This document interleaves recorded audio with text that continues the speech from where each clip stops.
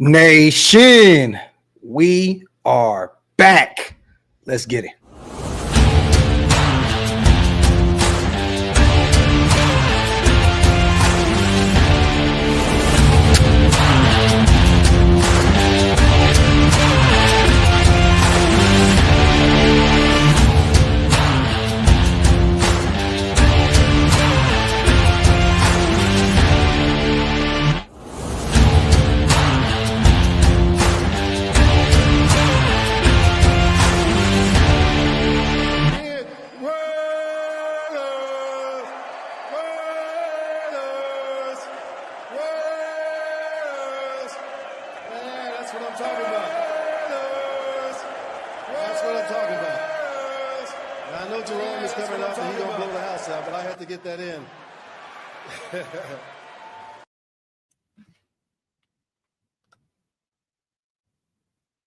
Yo, salute to everybody already here in the building, man. You guys know what time it is. Welcome to the latest installment of the Graphic and Wasted Show.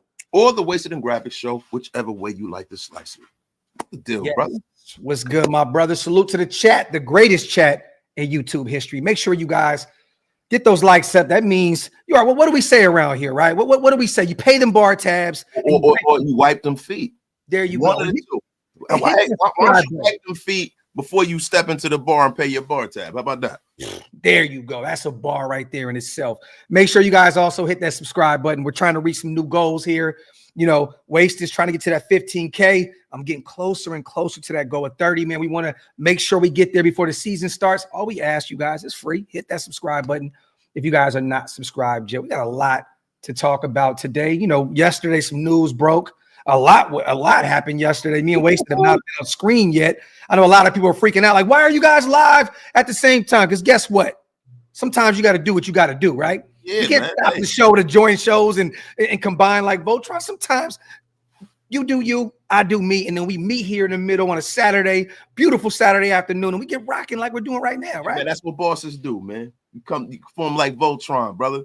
There you go, man. Salute once again to everybody here in the building. We see Green Dot Gang. We see Get Off My Lawn Gang heavy in the building. If you guys want to become members as well, hit the links. They're pinned up top. We almost got 600 people rocking with us already, man. Make sure once again to get those likes up. How are we feeling, man? I know you did a 2-hour-long show yesterday. I did too.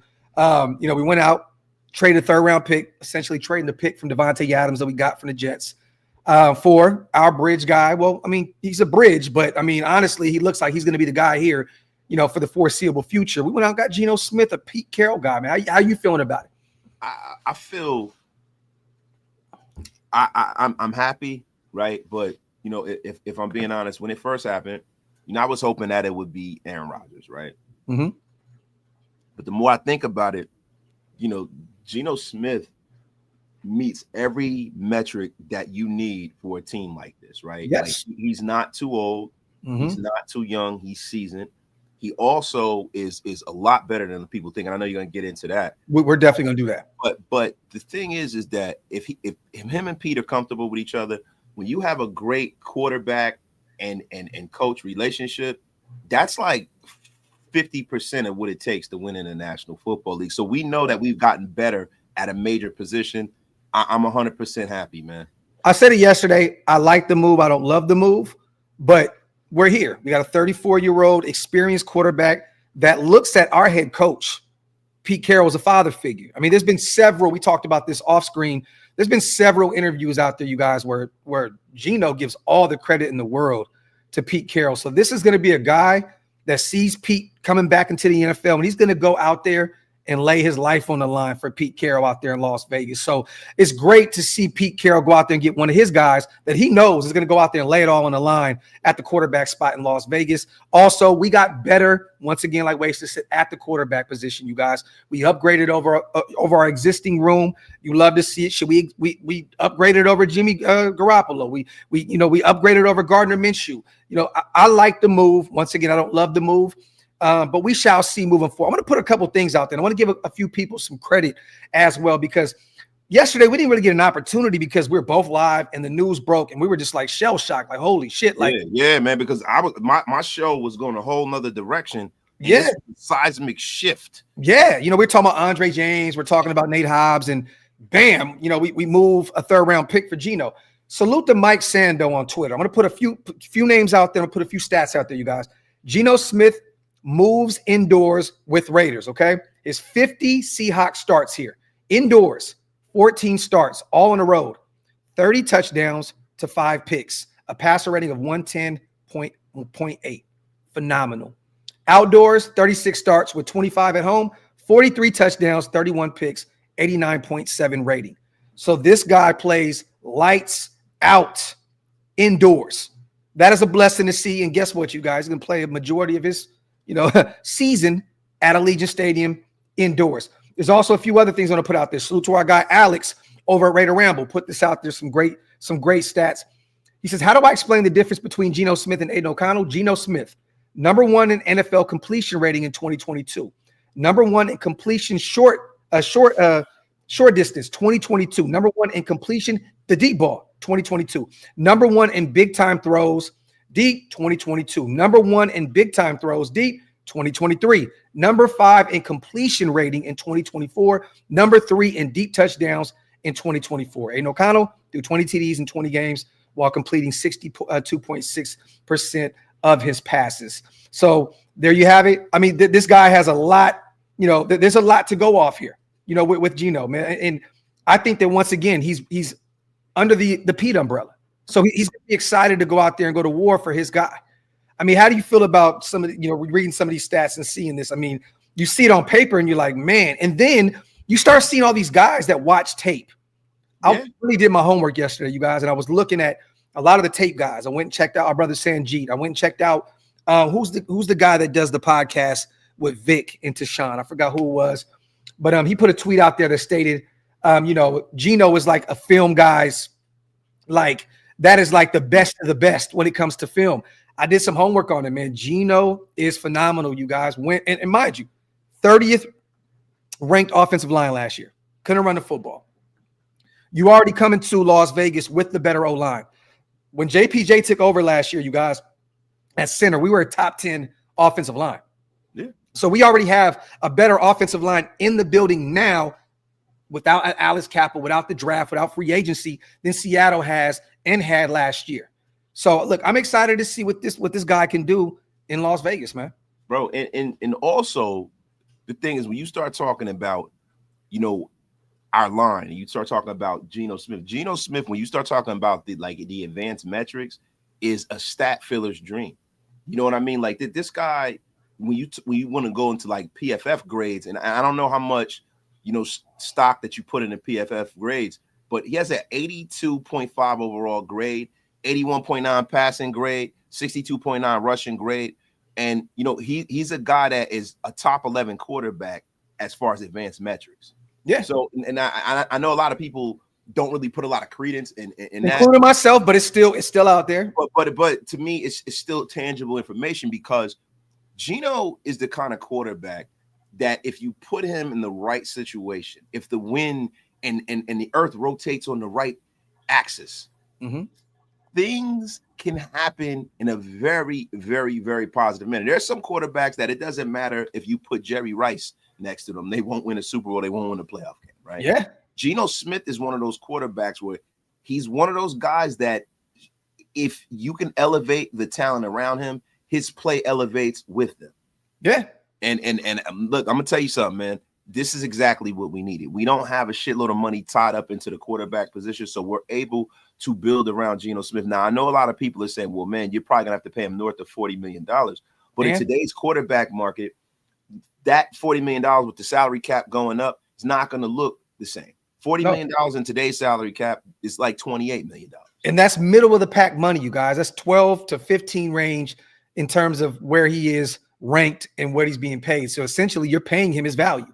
And also, look at this, man. Salute to Harry Ruiz on Twitter. Geno Smith has more regular season wins, 27 over the last 3 seasons, than Joe Burrow, 26, Justin Herbert, 26, Tua, 25, Brock Purdy, 23, Dak Prescott, 23, Matthew Stafford, 22, Baker Mayfield, 22, Derek Carr, 20, Sam Darnold, 18. And you can argue that some of those rosters that he had out there were worse than some of those guys that we're talking about.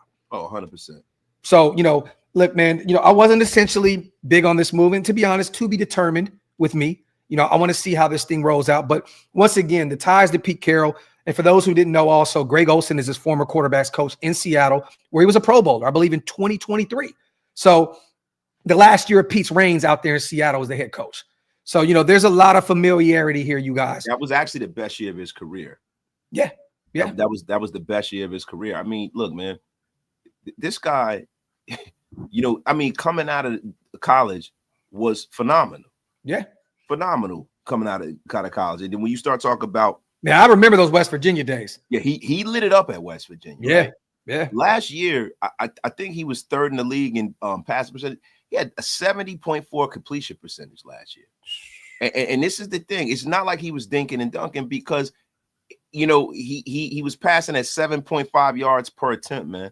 Yeah. And he wasn't checked down Charlie at all. No. This is a guy that can get it done. And they threw the ball a lot last year. He had 578 pass attempts, man. Yeah, for like what, 4,300 yards in the air. I know he had 21 touchdowns and like 15 picks, but once again, I believe 5 or 6 of those picks, I believe Scout put a stat out there. They're like 5 of them were like Hail Mary or tip passes. So some of those interceptions weren't technically on our new quarterback one, Geno Smith. Also, I want to put it out there, you guys. Geno is excited. He went on Twitter, put a tweet out there. I'm ready to win in capital letters. JPJ went out on the limb and put a tweet out there and said, I'm excited. He retweeted that. Max said, let's go. The guys are excited to go with Geno Smith in the fold, man. So I'm here for it. All right. So, hey, I got some advanced metrics, right? I had to dig into my PFF bag, right? Let's go. Now, last year, Geno Smith had 4,320 passing yards, but he had 4,027 air yards, which is 8th in the National Football League. So that means that he wasn't one of those guys who had people he was dumping a football off to and they were taking it the rest of the way. He was really slinging that football. Letting it fly. Yo, he had 121 pressure throws out of the 578 pass attempts that he had. Yeah. So that means that O-line was bad. Yo, dangerous plays, number 1, 38. Interceptable passes, 29. And passing touchdowns, 21, which is 13. Now check it out. For his efficiency rating, he was 13th in the National Football League in efficiency. Adjusted pass yards per attempt, he was 18th in the National Football League. As a fantasy quarterback, he was a top 15, just right around 15. I don't know if you guys care about that. His accuracy rating was number 10 in the National Football League. Yeah. True completion percentage, he was 5. Deep ball completion percentage, he was number 3. He's one of the most accurate quarterbacks in the NFL. Bro, pressure completion percentage, right? Under pressure, he was 59.5. Ranks 10th in the National Football League. Play action pass completion percentage, 8th at 59.5. Red zone completion percentage was 19th. Now that's where we kind of had a little issue. And clean pocket. But that comes also down to the bad O-line that he had, them not being able to run the football. In red zone situations, you got to be able to be multi. You can't be a one-dimensional offense in goal line situations, Wasted. You know this. That's factual, my brother. And this is the one I love. His clean pocket completion percentage was 73.3, which ranked number 3 in the National Football League. I am excited. So that what that tells me is that it all gets back to a wasted euphemism. Yeah. Thick frames save lives. And it's time to double down on the thick frames on the inside and out. Yeah. It's time, bro. Like, you know, we're sitting here and we're in a position really where the Raiders can really control the draft from where they're at 6. And this opens up so many different options. You can go get a Will Campbell, who's probably going to be a guard at the next level, right? Or you can go get the likes of a GT there at 6, take the best running back in the class. There's so many options there. You can take McMillan if you want and go get your big body, you know, X. It looks like we were in on the DK Metcalf, you know, trade. So, you know, who's to say that's over? Yeah, I'm pretty much sold on it being a wrap now. And it sounds like Sam Darnold's going to be the guy out there. And there was a report that said that Seattle's now going to try and sell Metcalf on Sam Darnold and trying to keep him around. But either way, there's so many options there that we can deal with at 6. So I'm excited. Once again, this was not our first option, you guys. But once again, this is a guy that's 73 years old. And Pete's going to say, I'm down on my own hill. I'm going to get my people. And it's only a matter of time before Tyler Lockett, to me, is a Raider. I was thinking maybe the Chiefs. His dad was out there. KU, right, the connection there. But they went out and re-signed Hollywood Brown today. And, you know, with all this shit that happened with Xavier Worthy, who got arrested today, I mean, Always something with the Kansas City Shout Chiefs. out to Xavier Worthy, man. Choke slamming shit. Listen, bro, he's fast on the field. Fast to choke a motherfucker off. We're not worthy. We're not worthy. Salute to Will Duncan on the $20 special. On paper, it isn't sexy, but Geno was a top 5 quarterback his first year under Pete. 30 touchdowns a year and got Dave Canales and Shane Waldron promoted. And no offense to those guys, but they don't hold a candle to Chip Kelly. Salute to Will Duncan on a phenomenal comment. Appreciate you on a $20 special. I talked to Dylan today too, and Dylan is excited. He talked to Pete Carroll and Chip Kelly yesterday. So salute to our guy, Dylan Laube, second-year running back out of New Hampshire. Talked to him. He's like, yo, I hit him up. I said, we got our guy, bro. He said, we got our guy. He said, I just talked to Pete, talked to Chip. Everybody's excited. So we'll get Dylan back on the show here soon, and we'll talk to him about, once the draft and everything's completed, we'll have a lot more to talk about. Salute to Poppy Blue. Geno fits well in a Chip Kelly offense too. He has a great arm, definitely a phenomenal arm strength out of this world, and also is mobile. Yeah, man, that's why you go back and look at some of that tape. Blue, this guy is elusive, man. When that pocket breaks down, he's out of there. Yeah, man, he's out of there. Man, look, he had some of the prettiest throws I've seen last year. Yeah, it's real. Like when Waste is his prettiest. Wait, hold on. You know what? That's how I feel when I was sitting. But he reminds me. He doesn't play like him, but his throwing motion reminds me of Warren Moon's. Oh, now you know how that's one of my favorite quarterbacks of all time. I know how I feel. How you feel? To me, Warren Moon threw the best and most picturesque spiral in the history of football. Beautiful. That is how I feel when Geno Smith throws the football. I feel like I'm watching shades of the great Warren Moon. Trey Tucker is somewhere right now salivating, waiting for the season to come around because Geno can actually throw the deep ball. This is a guy that is going to make those and make those throws a lot. Trey Tucker is somewhere excited about his new QB1. Salute to Chef. Stephen A is a hater. Comments on Max's deal. Going to bite him in the ass. Can't wait for the edits of him saying we won't win when we tear the league up. Get effed. Stephen A. unceremoniously blocked. Look, Chef. He don't even know nothing about football. He knows nothing about football. Absolutely nothing. So when he talks about us or any other football team, the Cowboys, this man knows nothing about football. Let me tell you all. Let's have a list of things Stephen A. doesn't know anything about. He doesn't know anything about boxing. He doesn't know a goddamn thing about baseball. He don't know a goddamn thing about politics. He don't know a goddamn thing about football. And I shudder to think how much he knows about basketball at this point. He is a provocateur. He is a charlatan. And he's the highest paid person on television, and salute to him for that. And he just got punked by LeBron. Salute to Sweet Jazz. What's up, gentlemen? I am perfectly fine with the Geno move. He is a solid mid-tier quarterback. We still need to draft a quarterback, but later in the draft. Let's use the number 6 for O-line or D-line help. And I'm here for it. If it's Will Campbell, if it's a Mason Graham, whatever it is, Sweet Jazz, I'm excited because they are going to build those trenches up with Geno in the fold. Salute to Sweet Jazz. So, bro, let me ask you a question, man. At 6, this is like one of my draft no-nos. Okay. I am not taking a person in the top 10 whose position that I have to change. I'm not doing that. And look, just the thing, Campbell is looking to me like an all-pro guard. He could be. He could be. I know he still wanted to play tackle, but it looks like he's going to convert to guard because of the short arms. Bro, so the thing is, he has to be Quentin Nelson for that to make sense for us. Do you see that from him? Yes, I definitely do. You see him being the next Quentin Nelson? Oh, no, not a Quentin Nelson, but I see him being an all-pro. Well, let me say this. I mean, Zach Martin. That's what I see, bro. I see a Pro Bowl type guard if you take him there at 6. You could potentially move back and still get him. Like Zach Martin was a tackle. He dabbled in those guys don't grow on trees though, way. So you know that. Yeah, I know. They're like John Hanna. We're Notre Dame fans, so we're like spoiled when it comes to these guys. You know what I'm saying? But Will Campbell's a dog. It's going to be interesting to see where he goes because maybe somebody does keep him at left tackle where he played most of his career at LSU. I don't know. We shall see. But I think he'd be a better guard at the next level. And there's going to be some guys that we're going to talk about here in free agency, you guys. You don't technically have to go get a Will Campbell when you could take a look at like a Will Fries, a guy that dealt with a bad injury with the Colts last year. I think it was like a tibia or injury. Tibia is a tibia. Tibia, whatever it was, Well, listen, injury. But he looked like an all-pro guard at the beginning of the season before he went down. No, he will be an all-pro. That is the kind of move that successful organizations make, right? So the thing is, it's positional value when you're in the top 10. Yeah, I think it goes quarterback, left tackle, defensive end, and then it goes, defensive back. And the way I'm looking at this, man, we can have the Legion of Boom 2.0 because our boy from South Carolina will be there at 6. I don't know if you want to go that high because it's looking to me.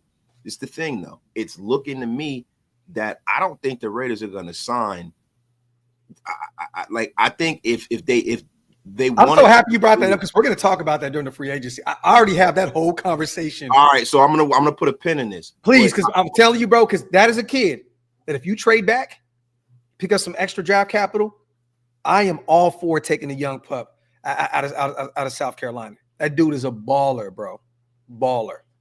But you don't want to take a safety there at 6. Yeah, well. He's Sean Taylor. You take him.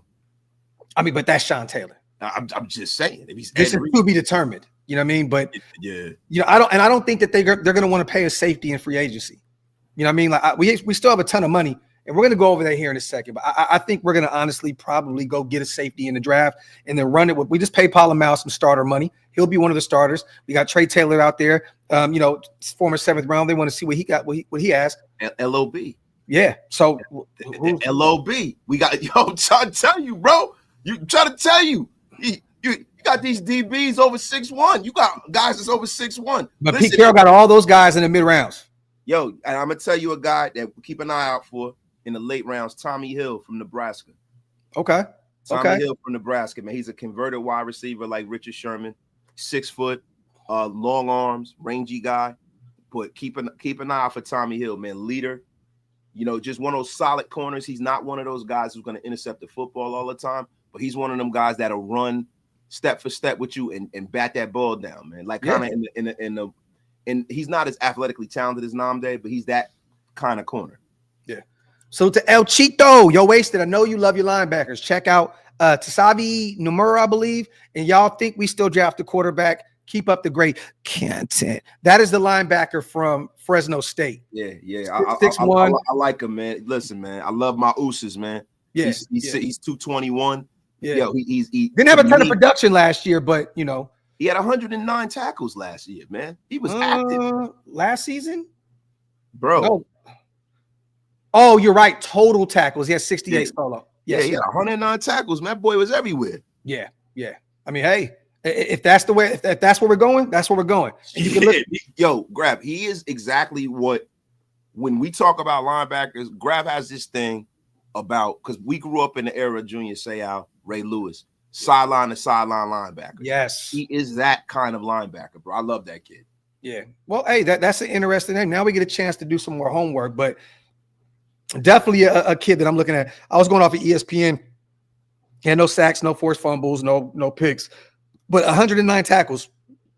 Definitely impressive. And that was the most production he had. He really got a chance last year to really get on the football field and really make some noise. So that'd be a guy to take a look at in the later round. Salute to 2-4.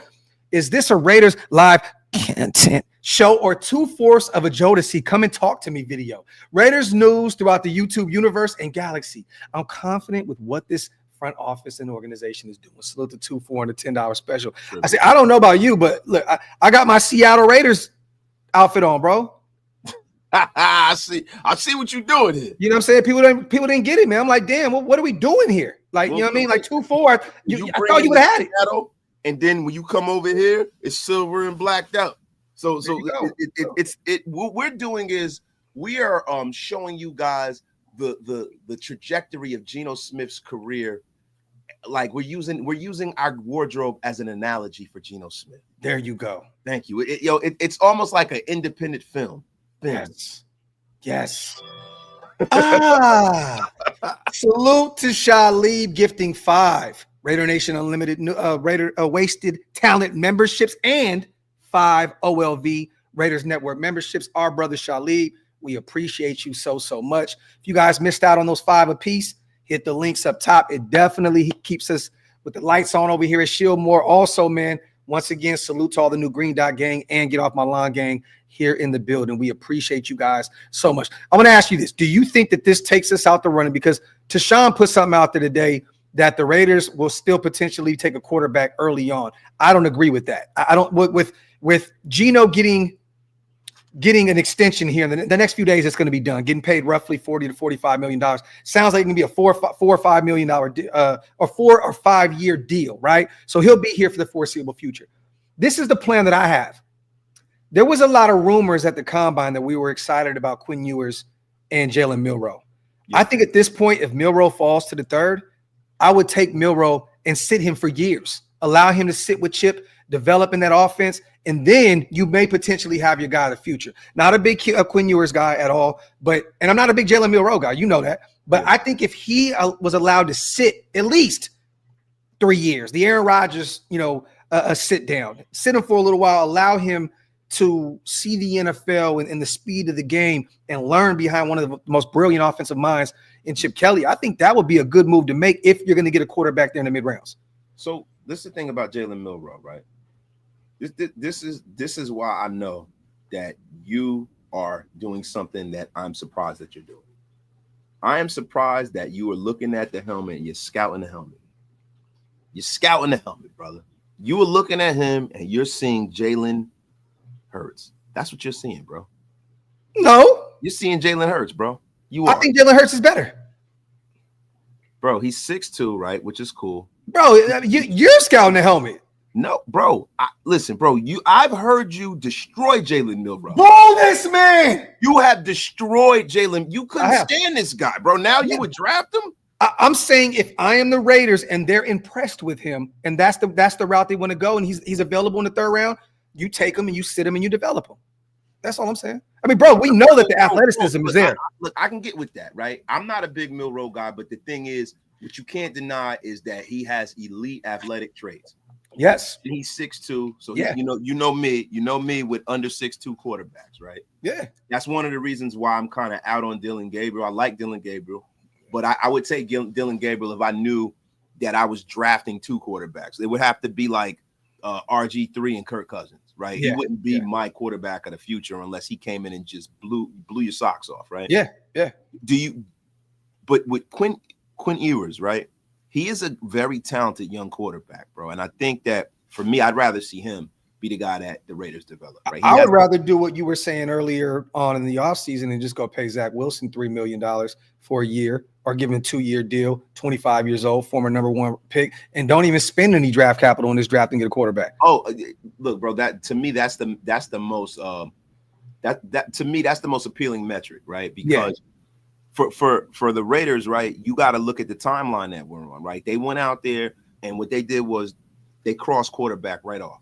Mm-hmm. Right? Because most of the most important things about turning the organization around is locating the quarterback. Definitely. Now we're trying to turn this thing around. We're trying to turn a cruise ship around. We might not get to the Super Bowl with Geno, but to me, I think this will reverberate through the Raiders like when we went and got Jason Campbell. Okay.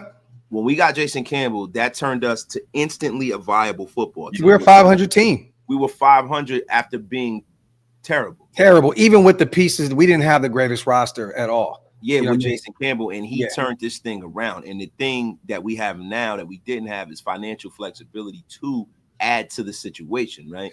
So that's why I think this is going to wind up being a little bit better than when we brought in Jason Campbell. I would love that, but there's a place where I think he'll end up going. And I don't know how you feel about this, but I believe he'll end up with McVay, with the Rams. Matthew Stafford's career is a lot shorter than our new number 1 guy, Geno Smith. I think that maybe if he goes out there with McVay, he can shape him up to be the next guy behind Matthew Stafford. I think it makes more sense to say, hey, come over here, sit behind Matthew Stafford for a year, maybe 2 tops. You can be the guy moving forward. And McVay's a phenomenal offensive mind. So that may be the one team I think that we'll be probably going to war with if we are truly interested in Zach Wilson, which it sounded like early on in the combine, that was one of the names that was being floated around to come in to be a Raider. Salute the Money Man. Realest Raider channel out there.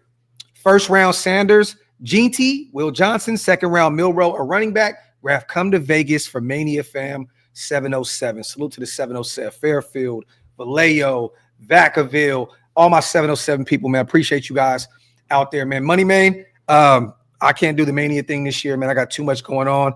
But honestly, if Shador's there at 6, there's still a good, I mean, do we take him? Do we take him?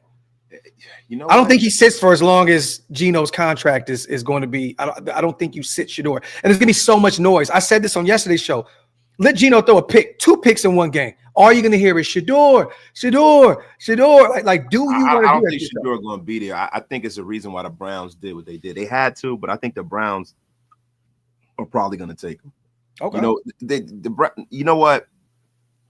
It depends, right? It depends on what happens at number 1, right? Because if Cam Ward goes and then it's Abdul Carter and you got Shador sitting there, I can see the Browns taking Abdul Carter and be like, hey, man, listen, because they know that Myles Garrett wants to leave and they can address quarterback in the second round, right? But in the top 3 picks, man, I can see Shador going. I think it's a lot of smoke and mirrors, man. I don't see how a guy who's been widely considered the number 1 quarterback from pillar to post, now that it's close to the draft, and all of a sudden now nobody wants the guy.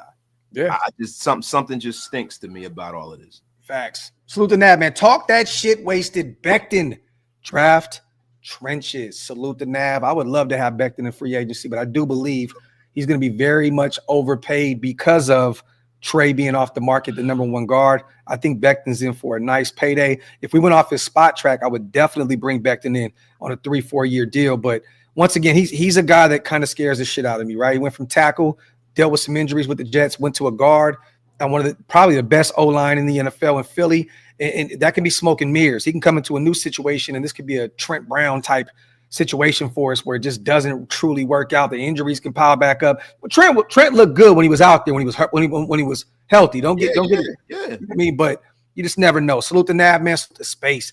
Trading a third for Geno makes our number 6 more valuable. This is facts. Facts. There's so many more options now. You can go best player available. You can take your running back there, GT, if you want. You can take McMillan there if you want.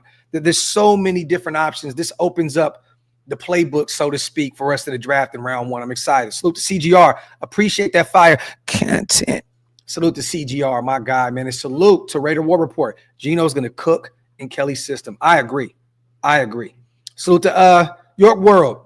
I loved it. We got a high IQ quarterback with a great pocket presence that can extend plays with his legs and that can launch the ball down the field. It's gonna feel good knowing we have a quarterback that can just go out there and let that bitch fly. Yeah, I mean, bro, I wanted to get back to the Mekhi Becton thing.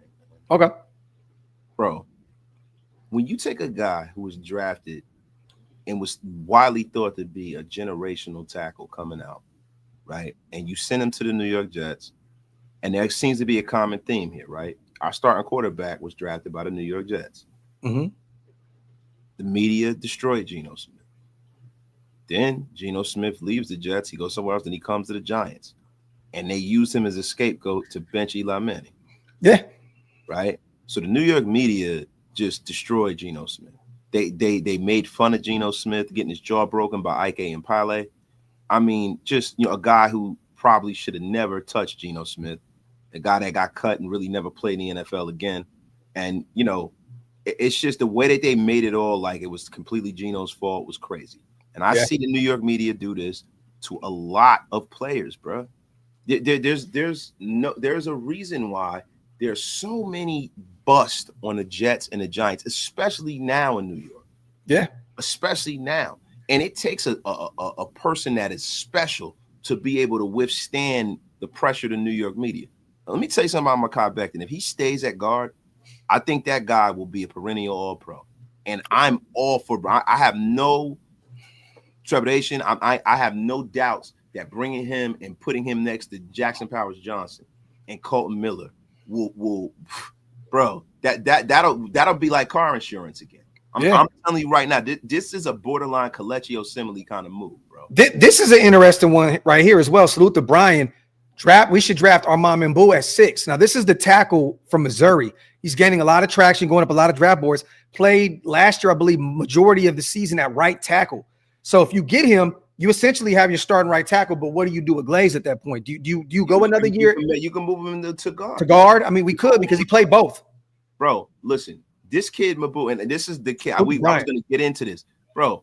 He's 6'3", he's 225, and let me tell you something, bro. More Excellent, closer to 6'4", to be honest. They kind of did him a disservice, but yeah, bro. you're right. Excellent strength, bro. Yep. Excellent strength, bro. Long arms. He is a tackle by trade, bro. Mm-hmm. This is a guy. He's like a dancing bear. Yeah. This guy right here, I'd be ecstatic if we took this kid at 6. This is what I'm talking about when I mean trenches. This is it. It might not be the sexiest pick because you guys haven't heard a lot of us talking about it. But I'm gonna tell y'all something. To me, this guy and the kid from Texas are the 2 best tackles in this draft. I'm not mad at that. Once again, this kid played in 11 starts in the final 5. He played in 11 games with starts in 5 contests at right tackle in 2022. In 2023, started all 13 games at right tackle. And last year, he was a second-team All-SEC, started 12 games at right tackle, and did not play in the team's Music City Bowl win over Iowa. And we know the reason why, right? We know what time it is. But also, he protected Brady Cook, another quarterback that, was starting to gain a little bit of momentum going into the draft. So that is a guy I'm definitely taking a look at. That is an interesting one. Not a lot of people are mentioning him. I know that Sanjit is very high on him, but we know our brother Sanjit. I was just about to say he is Sanjit approved, baby. But we know Sanjit just loves his offensive lineman, right? One thing about Sanjit is this. That is a guy who, if he tells you a duck can pull a truck, when it comes to a lineman, you better hook the mother effer up, because that is his expertise, bro. Like Sanjit, I go to certain people for I don't really watch a lot of other content. Yeah. I'm a little arrogant, right? But Sanjit is a guy that when he says he likes a lineman, and I know a lot of y'all will be like, oh, well, he said that he liked Alex Leatherwood. Everybody says that, but Sanjit 8 times out of 10 is right about linemen. Talk that talk. Salute to my brother Sanjit. Salute to Raider Nation. With Geno in the building, we're likely addressing different needs in the draft. Do we take maybe a Riley Leonard at 107? No. And just let him sit under the learning tree. Riley will be available later, Raider Nation. As 2 Notre Dame guys, he'll probably be there in the 6th, 7th round. I'm not looking. He's horrendous. He may even be a UDFA. Every time Riley throws the football, I get absolutely scared out of my mind. Anxiety, bro. Yes, he can run the football tremendously. He's a tremendous athlete, but he has a problem throwing the football. I wouldn't want to go that route. Salute to Raider Nation. Salute to Brandon, our guy, the Jersey King in the building. Hashtag tampering season. Salute to our guy, Brandon. Salute to Blue again. Do we trade back and get a wide receiver or line, or do we go all in on Gene T? I think we should wait on a running back, or do we grab O-line? That's a good question. The thing is this. There's not a huge, in my eyes, a huge gap between Ashton Gene T and Amarion Hampton. So if you take Gene T there at 6, they're doing that because they believe he can be that bell cow for the next, 10 years, whatever. I mean, it's a running back. So let's just say the next 5-6 years, right? I mean, I don't know, man. It's going to be very telling to see where they go at 6. They beat the shit out of that kid, Gene T. He ran the football a lot. They ran him into the ground in college. Yeah. I'm telling you, and in the passing game. There are 2 or 3 other running backs in this draft to me that I like better than him. I've been saying that the whole time. I am not taking him at 6. I'm sorry. Okay. I think Chip Kelly gets something that he wants. Whether it's a Will Howard in the middle rounds, whether it's a Trayvon Henderson or a Judkins, he's going to get something that he wants. Honestly, I know a lot of people, it's easy to say that Gene T's going to go there, Blue, or go with us to the Raiders because of the Geno pickup, and we need a running back desperately. But honestly, if you're going to trade back, I would prefer that. We were talking about Matthew Golden, the kid out of Texas that had almost 1,000 yards receiving, I believe 8 touchdowns last year. Yeah. Ran a 4.3 40. A kid that is a baller, great route tree, great hands. The kid can do it all. If you're going to trade back, I have no issue getting him there in the middle of the first round, or go O-line. Potentially, who's to say that Tyler Booker doesn't fall? The guard out of Alabama, maybe he's there in the middle round somewhere where you trade back. So it's going to be interesting. But honestly, I'm not in the brain trust. I don't know what these guys have planned, but I would not be shocked if they took Gene T, because if they do, they feel that there's a major gap between him and all the other running backs in this deep class. Yeah, and there is no major gap. And the thing about it is positional value. Positional value, bro. Quarterback, defensive end, pass rusher, and or lineman. That's the only nothing else. When you talking top 10, anything else is uncivilized. Yeah. Like I'm all for the Raiders taking James Pierce. I seen you do that yesterday, and you know it's funny, man. I wanted to call you and tell you I was going to block you. You know what I mean? Just to call you. And you know, you ever inform somebody like, "Hey, I don't fuck with you no more." Like, you know, most of the time we just lose communication. I was going to call you yesterday, and be like, "Hey, I just a heads up, I don't fuck with you no more," and then kind of just block you and just kind of move on in a whole other direction. You know what I mean? But hey, man, you know, James Pierce. Listen, I'm already blocking you in my mind. Yo, listen, you lucky I don't have control of the chat right now. You effing bum. Let me tell you something. I love Pierce. I'm not taking him at 6. Bro, you take him and put him next to Max, and he will give people hell. That dude has a natural bend I haven't seen, bro. Hey, yo. Oh, whoa, easy. It's only 3 o'clock where I'm at, King. It's 4 o'clock. Where you at? It's 1 p.m. Pacific time. You gotta relax, bro. You gotta ease up, bro. You gotta. I gotta ease up. What? Hey, what are we doing here? Bro, I can't talk football no more, bro. No, I can't talk football no more. Bro, listen, we not talking about our favorite restaurant. We talking football here. Yeah, Big Zoo. Salute to Roscoe. Keep up the good work. Best Raider podcast out there. This offseason seems different, and I'm here for it. Viva Las Raider. That's what I told Max the other day. And I said, yo, this feels different.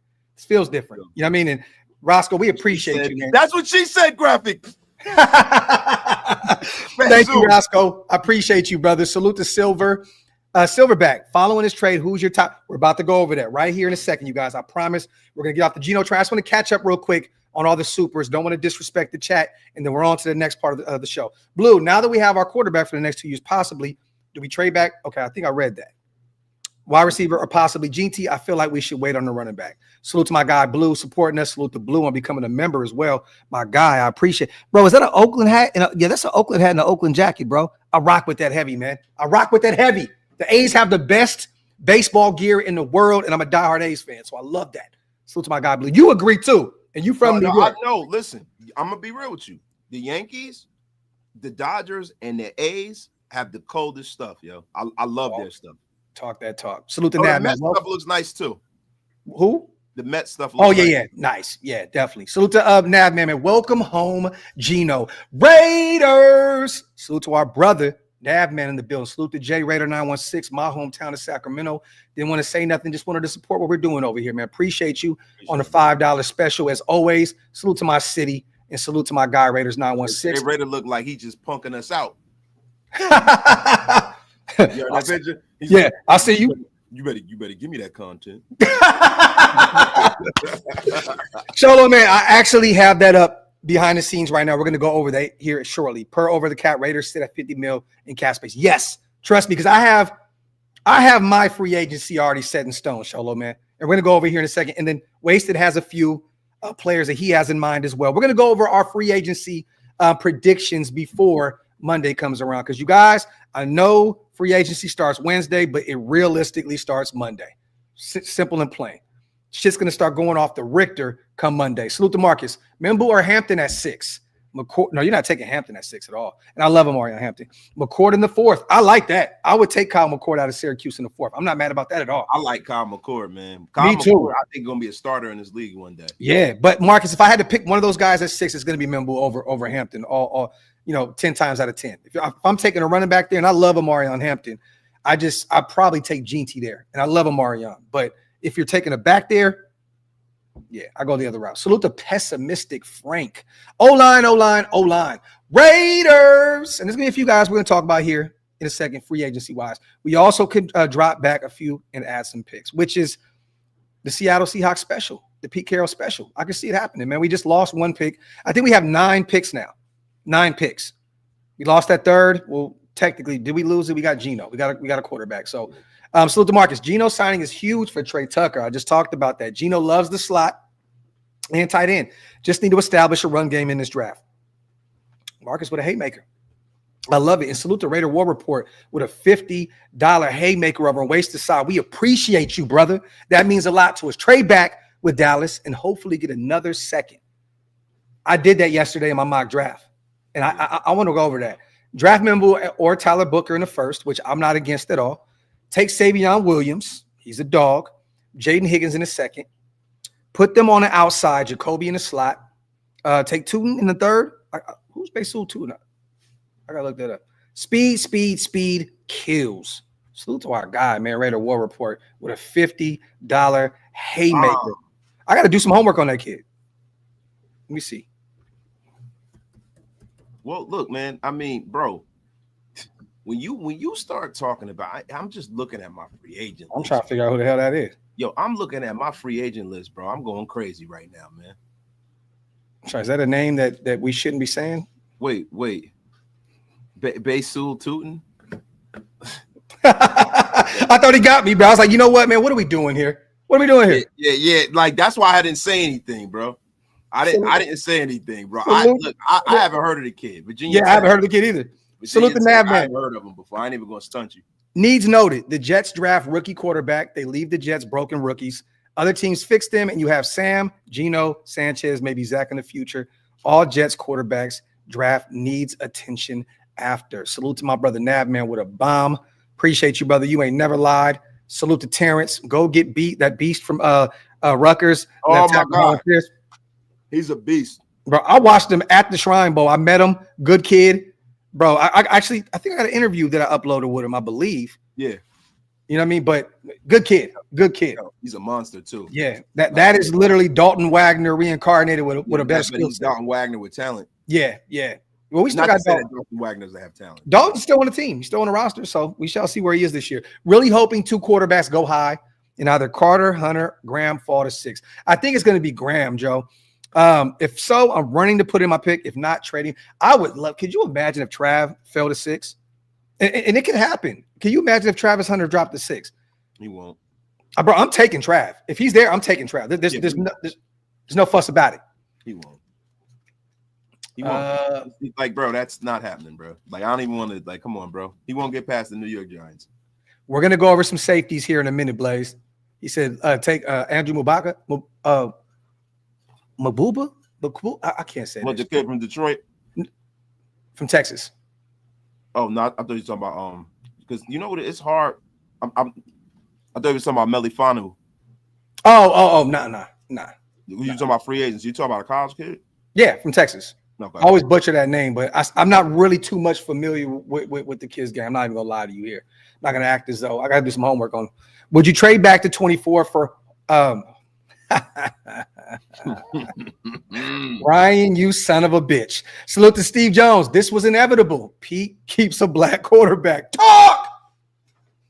That is what I'm talking about, man. Salute to Steve. Brian, another Pete is the president of Cadillac Records.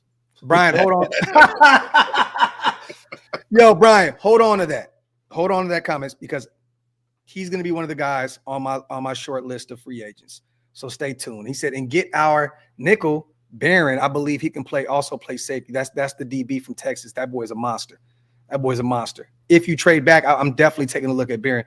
He actually won the best DB award in college. And Trey actually gave it to him. He went out there and I love that. I would take a look at Barron for sure. He's a baller. That Raiders fan, AP is an Impala guy, sport Air Force Ones. What about Pete Carroll? Pete Carroll got the Nike Air Monarchs. He's pulling up in a sensible because he's probably a old flower child. He probably got like a Toyota Prius. You know what he got the Kirkland signature joints with the Red Wing insoles. Yeah, bro. Like, he got the comfortable insoles, bro. He pulling up in the Prius with the Nike Air Monarchs, yo.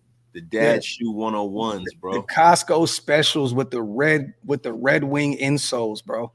Facts. Geno over Darnold, Field, Russ, Rogers. Salute to my boy Rosetown native 707. Salute to Julian as well. I'm a big USC fan, so a lot of us from LA are stoked to have Carroll as our coach. Great things are coming. Yeah, you can't. I mean, hey man, look, you can't lose. You know, with bringing in a proven winner like Pete Carroll. I know the last few seasons, I think they went 9-8 with him as the head coach out there in Seattle, but hopefully we can get over that hump and become, you know, a winning program once again. And yeah, Daniel, we're talking so much, bro. You know, the Jim Thorpe Award. There you have it. So, but let's get to it, man. We're about an hour in. Let's talk about free agency. We talked about Geno. We got all the super chats in. Salute to the 2,000 people in the building, you guys. Make sure you guys wipe them feet. Pay your bar tabs. Hit that subscribe button, you guys, on both channels if you're not subscribed yet. Also, if you want to become Green Dot Gang and get off my lawn gang, the links are pinned up top. Those are membership programs. It helps us truly keep the lights on over here at Shieldmore. We definitely appreciate every single member that pulls up non-members, people that comment, people that don't comment. We appreciate it so much. He said, wait, did he call me Dan? I did. I usually call you Caps, but I called you Daniel. So let's do this. Over the Cap right now has us at $50 million, okay? Mm-hmm. Reminder, this is with Geno Smith at $31 million. Now we're going to extend him, and that's going to lower that. We're going to lower that because we're going to hit him with a bonus, and we're going to hit him with some cash money. So it's going to lower that. But we'll get some more money out of this once Geno is extended, and we'll have a little bit more money to play with. Also, Gardner Minshew is still on here. So you'll save $6.3 million moving on from him. The Andre James money has not been taken off this at all either. So between him and Gardner Minshew, that's about almost $8 million right there with Andre James, Gardner Minshew. So remember, let's just say we have 58 there, and then we'll probably have a shit ton of more money once Geno's extension kicks in, and we'll see kind of along the lines of where we are with him. But it sounds as though we're going to hit him with a nice bonus, bring that number down a little bit, and we'll have more money to play with. So we have money is the army, but it's the Navy. the Navy. If you play hate me, so essentially $51 million. We got 50.9. Okay. So let me see. You see tape on. Well, see, this is the thing too. I'm not doing this. Gardner Minshew yet either. I'm not doing this. So all right. Yeah, that's hilarious. That's hilarious. Yo, hey, Jack Mehofer. Out of here with that crap. Yo, don't come here with your filth. Listen to a graphic wasted show. Now, you guys don't come here with the filth.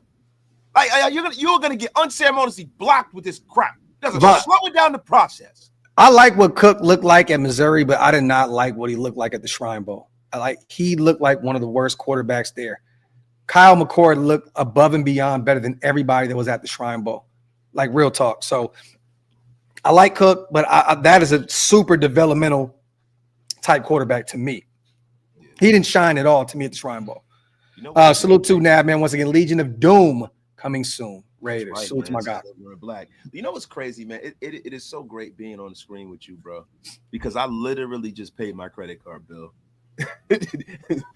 with a neutral look on my face. I'm tuned all the way in. Bang zoom. Let's go. Bang zoom. You guys ready? Right. So we're gonna say we have $60 million right now. Just right now. And remember this, you guys. We can restructure Wilkins, and that frees up a shit ton of money. Okay. So that's gonna afford me the luxury of putting a dark horse candidate to come in for the Raiders in free agency. So I want to go across my list, and then I want you to go across your list. Okay.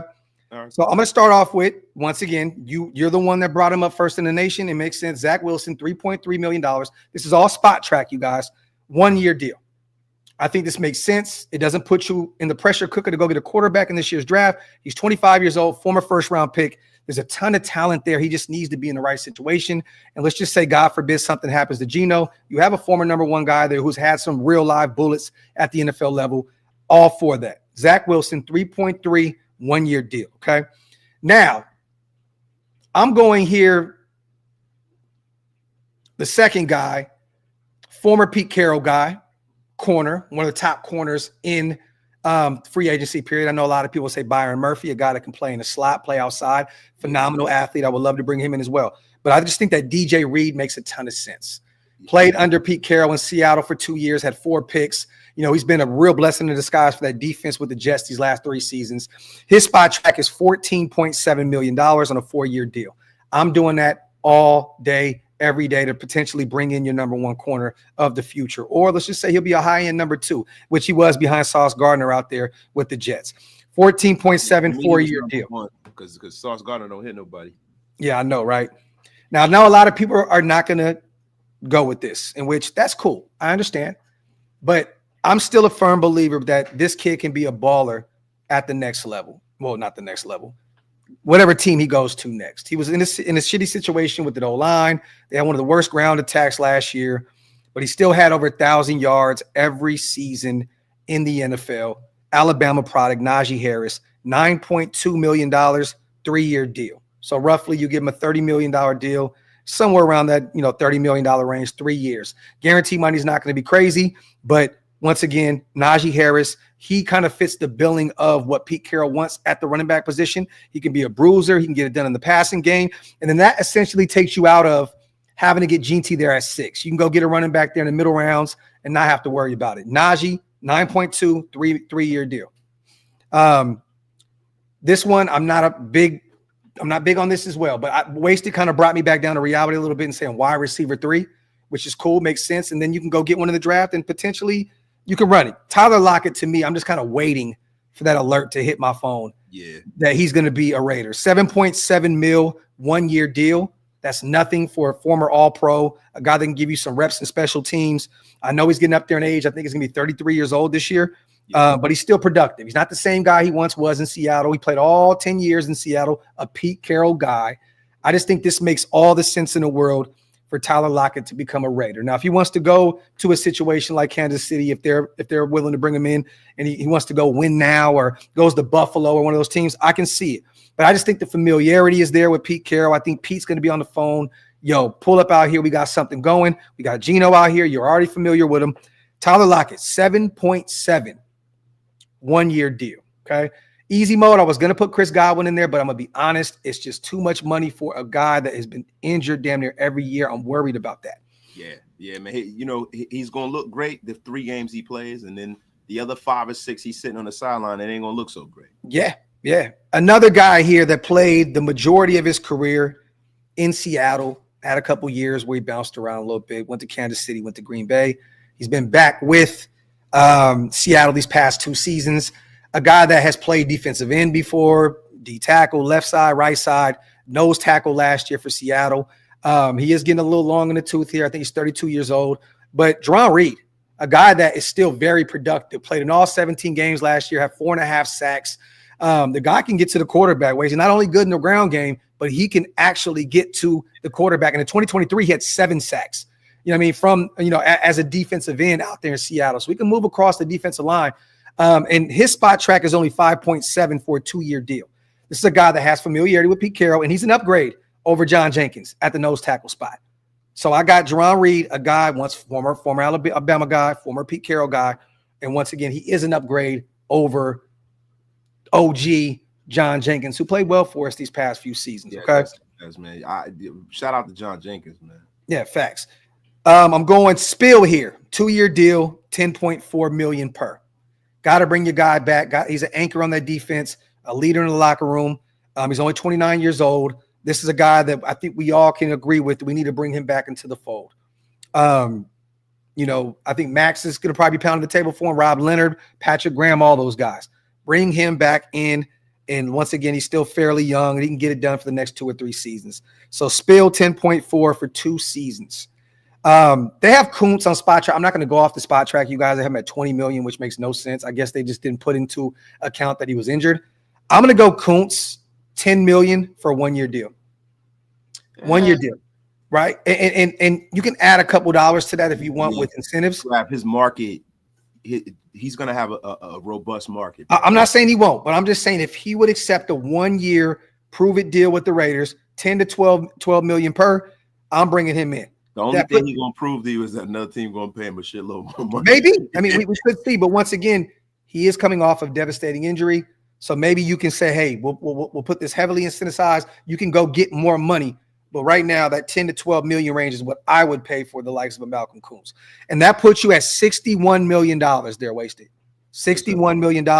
Once again, we have 50 according to Over the Cap. But once again, it does not allocate Gardner Minshew off the books. Andre James off the books, and then you can still free up more money with Geno's extension. And then this one right here is only if you restructure Wilkins. Dark Horse, Javon Holland.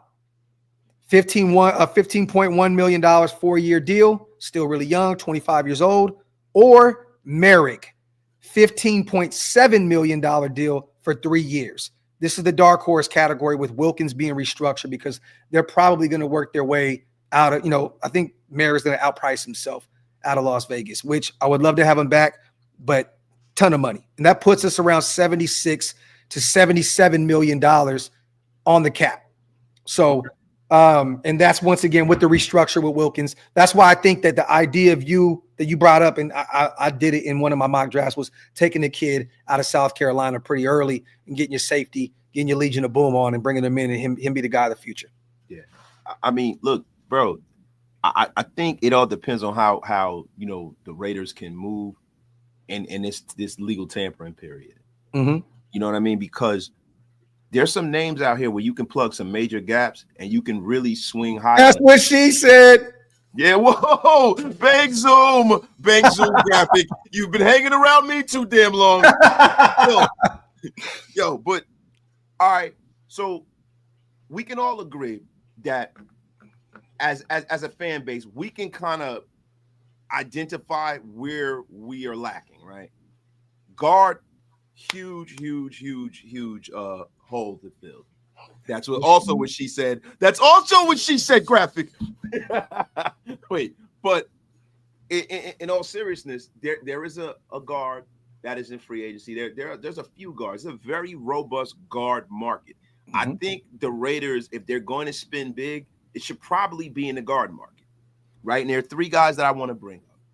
One, the Undertaker himself, James High Stakes Daniels. This guy is a mauler. He is a person who we have seen him take one of our players and single-handedly choke slam him when he was on the Chicago Bears. Right? I remember that. He's going to be a free agent. Was it Bilal Nichols? It was Hot Nicks, I think. Was it Hot Nicks? Yeah, he got destroyed. Yeah, right. Yeah. Will Fries. It's another guy. But these are both guys that are coming off of injuries. So what you can do is you can kind of nickel and dime them a little bit because they are coming off of injuries, right? I think Fries is not going to be nickel and dimed at all. I think he's going to get top market money. He most likely will, but you can try, right? You can always try. Definitely. And to me, the number one guard out there that I would love to bring in, he's another injury-prone guy, is Tevin Jenkins from the Chicago Bears. Okay. When he is on the field, he is a phenomenal. Horace Grant himself. You call him Horace Grant? You call him, with the goggles. Yeah, that's facts, right? So now we're going to go on the other side when you talk about the trenches. And this is a guy that's coming from a rival of ours. He is like he's like Ram Man from He-Man. I know. He looks like a Tesla truck. Puna Ford, baby. Okay. 5'11", 310 pounds. He can replace John Jenkins as that run stuffer. He gets upfield really well, and you can get him for a very, very serviceable deal. I would love the idea of bringing in Puna Ford. Now, and Puna, did Puna play under Pete Carroll as well? You know what? I think he did. I think he did. I'm looking right now. I could have swore that he played in Seattle under Pete. 2021. Yep, 2022. Yeah, I think he did. Right. So Puna Ford. Right now, there is a defensive end out there that I think is at the precipice of being a star in this league from the New York Giants, Azeez Ojulari. Mm-hmm. That's the name that a lot of people are talking about right now too. Yeah, I mean, I think that's because I get to see a lot on the local news and stuff like that of what he does. Mm-hmm. He is a guy that if you could put him on the other side of Max, I mean, look. Bro, the guy, and I want to talk about some of his numbers. Salute to God and family. When Ojulari hasn't been a full-time starter since his rookie season, right? Mm-hmm. And he hasn't had a resume as other pass rushers, man. But this guy won't turn 25 until June, bro. Yeah. Yo, he finished his rookie campaign with 8 sacks and 27 QB pressures, bro. 13 quarterback hits.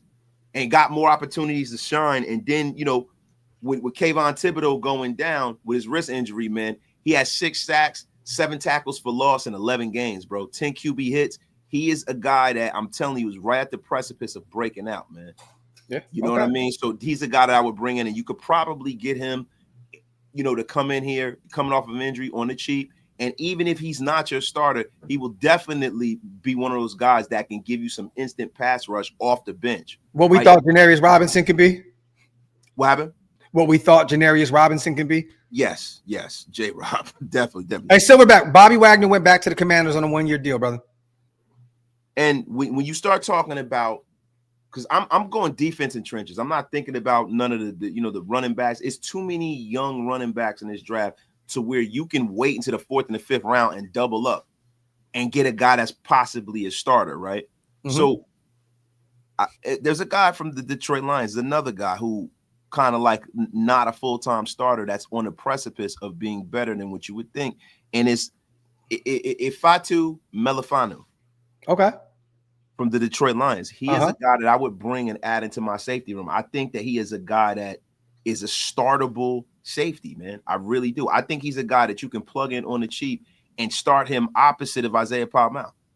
I really do, man. I really, really, really do. Now, would I like the Raiders to go a little bigger and try to bring somebody into that defense? Because see, the thing about our secondary is we have some very good, serviceable guys in our secondary. I need a star in that secondary. I think having a star at that level of the defense will make this defense. I just had to look and see if startable was an actual word, and you had it. So I thought I had you, but the wordsmith himself strikes again. Go ahead, bro. Oh man, you come on, man. And also, this is a big ticket free agent. With the Sholo. This is a big ticket free agent, but he's a guy that will probably kind of bring together the group that we have up front. So that means you're doubling down in your defensive tackle room, spinning big. It will be the premier unit of your team. Milton Williams from the Philadelphia Eagles. That's a lot of money, man. 25 years old. He's 25 years old, bro. He's 25 years old. He's a guy that once you move on from the Christian Wilkins contract, he'll still be there and he'll be even better. He'll be even better, man. He'll be even better. He's hostile, mobile, and agile, brother. And I'm telling you right now, if you put him next to Christian Wilkins and Max Crosby, bro. Yeah. Oh, Lordy. Oh, yeah. That's the best defensive line in the NFL. Yeah, and see, I think that's the metric that the Raiders need to chase. It's going to be hard for you to draft anybody that's as good as Patrick Mahomes, but it's not hard to build a better roster than the Chiefs. It's not. It really isn't, man. All you have to do is, and I was talking about this on my show yesterday. Shout out to everybody who pulled up, and if you heard this before, I apologize. But I think that the National Football League is falling into the same trap that the NBA has. The NBA has doubled down on the European style of basketball a long time ago to make the game worldwide, to get more players from other parts of the world to play in the league. So they changed the rules, right? Yeah. And then once they did that, then they doubled down on the 3-point shot because of the fame of Stephen Curry. Yeah. Now the National Football League is talent evaluators and how guys build teams and executives, they build teams so quarterback centric. They'll burn the world down to make a quarterback comfortable. They'll get rid of good coaches. They'll do everything they can to outfit the quarterback with no excuses, right? And I think that is a mistake. I think that teams should focus on having the best roster and not a roster that's tailor-made around one player. And I think a lot of teams fall into that trap. And I don't want the Raiders to be one of those teams. When you look at what Howie Roseman does, Howie Roseman likes having good quarterbacks, yeah. But no matter whether he has a good quarterback, whether he can draft a quarterback, or whether he'll get a guy in free agency, he makes that roster so damn good that they're at least competitive. Yeah. This is there's certain teams that do that, though, like Harbaugh in Baltimore, right? He built that thing around Lamar Jackson. It's literally the Lamar Jackson show. Yeah, but see, it's worked. They've been a perennial playoff team. They haven't won a championship, but I'm just saying, he didn't build that team. Ozzie Newsome built that team, and that was a plug-and-play situation. That was a situation. It's a dynasty without the success, right? You have success, but it's not as much as like the Patriots, right? You got 2 championships out of that dynasty, right? Well, 3. Yeah, facts. Well, no, 2. You got 2, and then Lamar and them, they're doing their thing. But it wasn't like Lamar came into a situation where the cupboards was bare. The Ravens are going to Raven. Oh yeah, no. So they've been phenomenal since Harbaugh didn't really build. What he's doing is he's just doing patchwork and he's keeping the house that Ray Lewis and Ed Reed built. Oh yeah, especially that's how I look at it, right? Yeah. I just meant more of it systematically. They initially they tailor made that offense around Lamar Jackson. They did, but the Ravens, if you really look at who was starting at quarterback before he got there, right? Flacco was still there. Then they had Tyrod Taylor and stuff like that. Like, bro, I personally think that the Ravens have always kind of done that. That's the Ozzie Newsome way to do it, right? Yeah. I don't see a lot of teams in the league doing that. I see teams like the New York Giants that are doing everything they can to make whatever middling quarterback they have successful. I see the Giants do stupid stuff like having a generational talent in Saquon Barkley and moving on from him and keeping Daniel Jones because that was the right thing to do instead of looking and instead of doubling down on a mistake you made and saying, hey, you know what? Let me let this kid walk. Yeah. Let me get a placeholder and then let me double down. Let me keep my superstar who's going to be one of the best players in the history of my organization besides Lawrence Taylor. And let me let this bum walk. Yeah. There's too many teams that double down. And I think the Raiders have fallen victim to that with Derek Carr when he was here. We fell victim to trying to build and do everything to tailor around him instead of doing what was right. Yeah. I'm telling you right now, the Raiders doing what they did with Geno Smith gives me a lot of hope because I know that they're going to do what the Bucs did. Yeah. They're going to do what Seattle did, and they're going to build the best roster possible, and the quarterback will have success being a byproduct of us having the best roster. And Pete Carroll said that. He said it pretty much when he came into the building that, I think people put too much emphasis on the quarterback. You got to put the right pieces around in order to make that thing tick. You know what I mean? And it's clear as day what he's doing now is going out and getting the quarterback, and now he's going to put the pieces around him in order to make it work.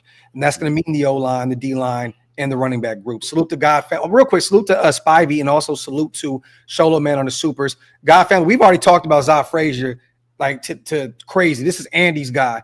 He put us on his radar. The kid from down there in Texas, San Antonio, he had a phenomenal year, ball hawk. He has the measurables that Pete loves at the DB position. So keep an eye on him. That's definitely a guy to keep an eye on. Salute to 2-4 Grab. Never the linguistic wasted talent.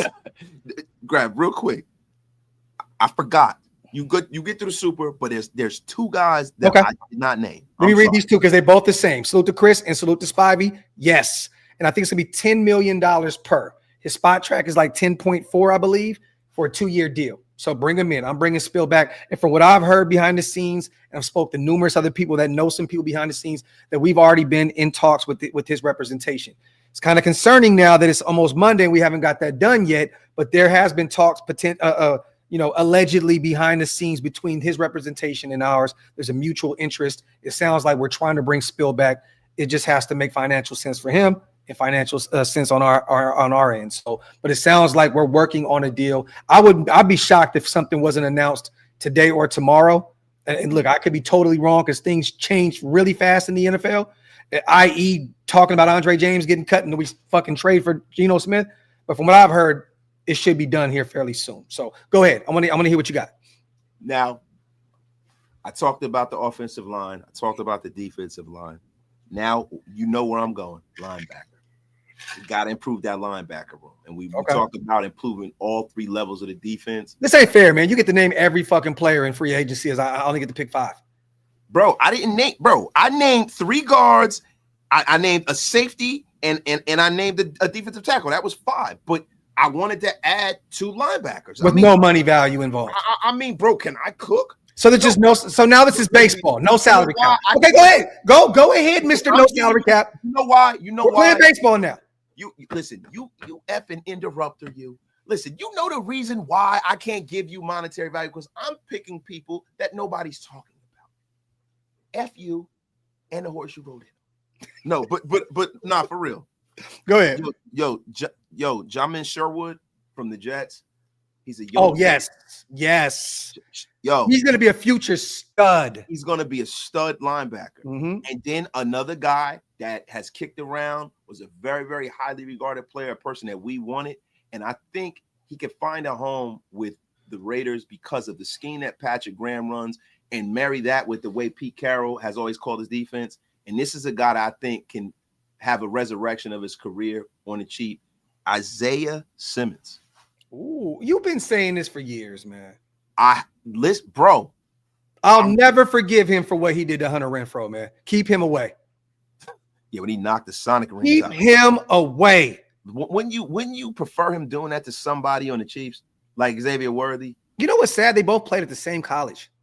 Yeah, I know. How you gonna do that? Could you just how do you end your man's career? It's like we're out there playing flag football and Wasted just takes my fucking kneecaps out. Bro, you can't do that, man. It was just like it was crazy. Like, what are we doing here? But Isaiah Simmons, you know, you talk about Legion of Boom, right? that is a guy that fits right into everything that Pete Carroll used to do, and he would fit in with everything that we're doing now, man. So those are my people.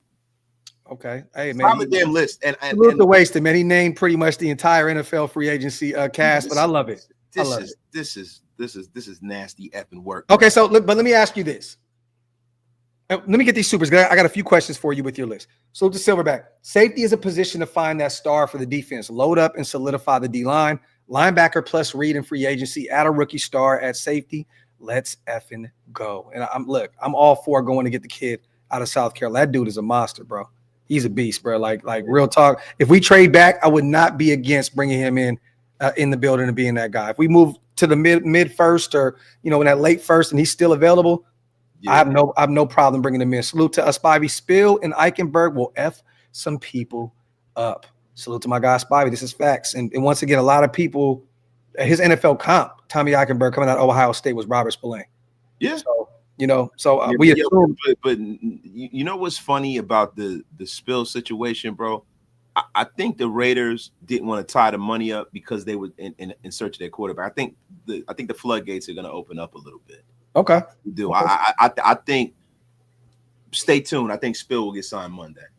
Okay. Give me a bold prediction, a player that we maybe not a lot of people are talking about, a surprise player that we potentially bring in. And I'm talking about a big name guy. Like not just these under the radar guys. I'm talking about the likes of the Stephon Diggs. Okay, Becton. Mekhi Becton, bro. Okay. Mekhi Becton. If you're gonna, because that this is the thing, man. The quiet thing that's not being said out loud is the fact that Geno Smith was under duress a lot in Seattle. And the one thing that Pete Carroll has not really been able to do throughout his tenure as a head coach in the National Football League is identify offensive linemen in the draft. He's never been really good at it. I think that's an Achilles heel of his. He brought his son in as an offensive line coach, kind of a novice. And, having Joe Philbin in the building to kind of – Spy Tech, a guy who's drafted great on the O-line. Yeah. So now you're going to marry that weakness and make it a strength. I think Mekhi Becton makes a whole hell of a lot of sense, man. He really does. Okay. I like that.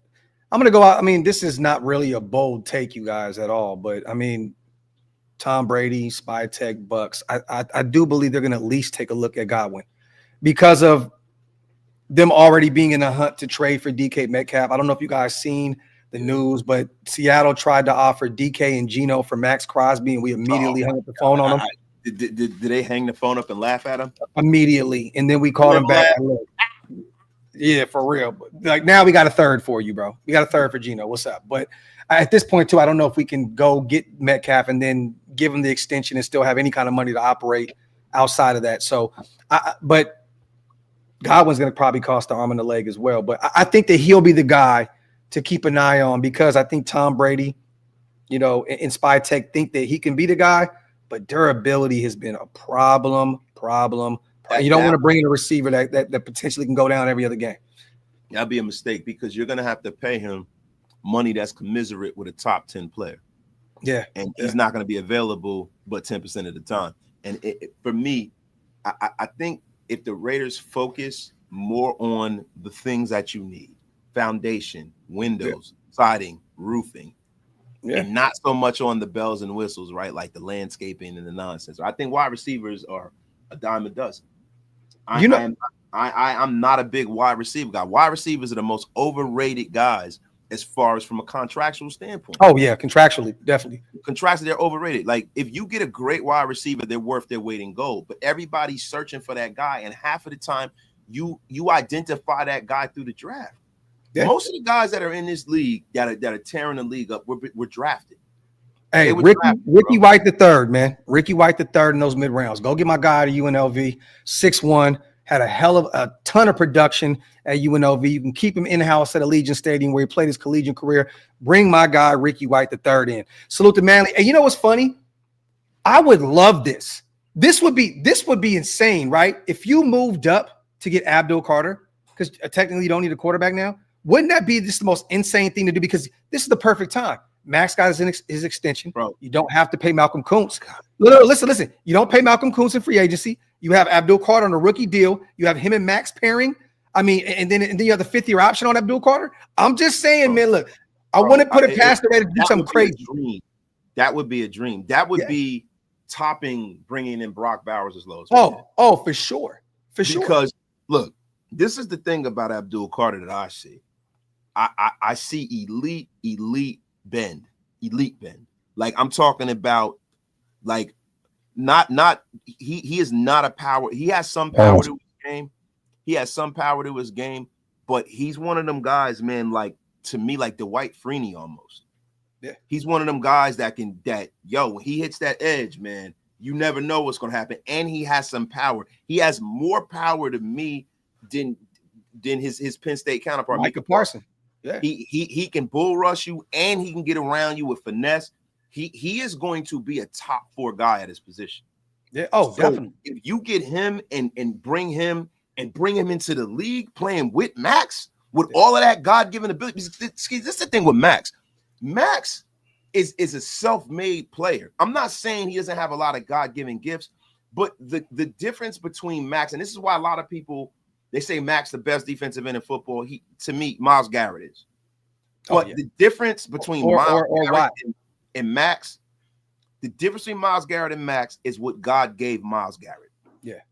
God made he's the 1 of the 1%. Yeah. You've never seen, there's not too many people made like Myles Garrett.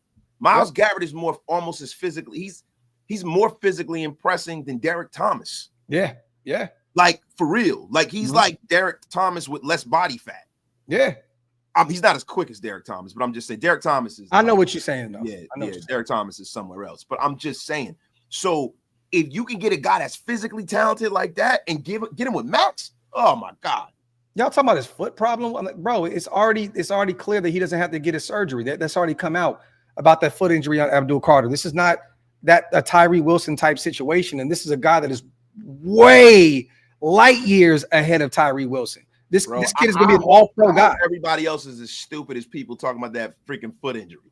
I hope everyone is dumb enough to pass on Abdul Carter. Please. You know who's waiting. I've been talking about Abdul Carter all season. Yeah. So that's what I'm saying. Salute to Nav, man. Got talent in the house already. I see Trey Taylor getting some reps for starter in preseason. I have no doubt. Let the best corner in NCAA 2023 show. Salute to my guy Nav. Look, I'm excited, man. I got to reach out to Trey. I haven't talked to him in a minute.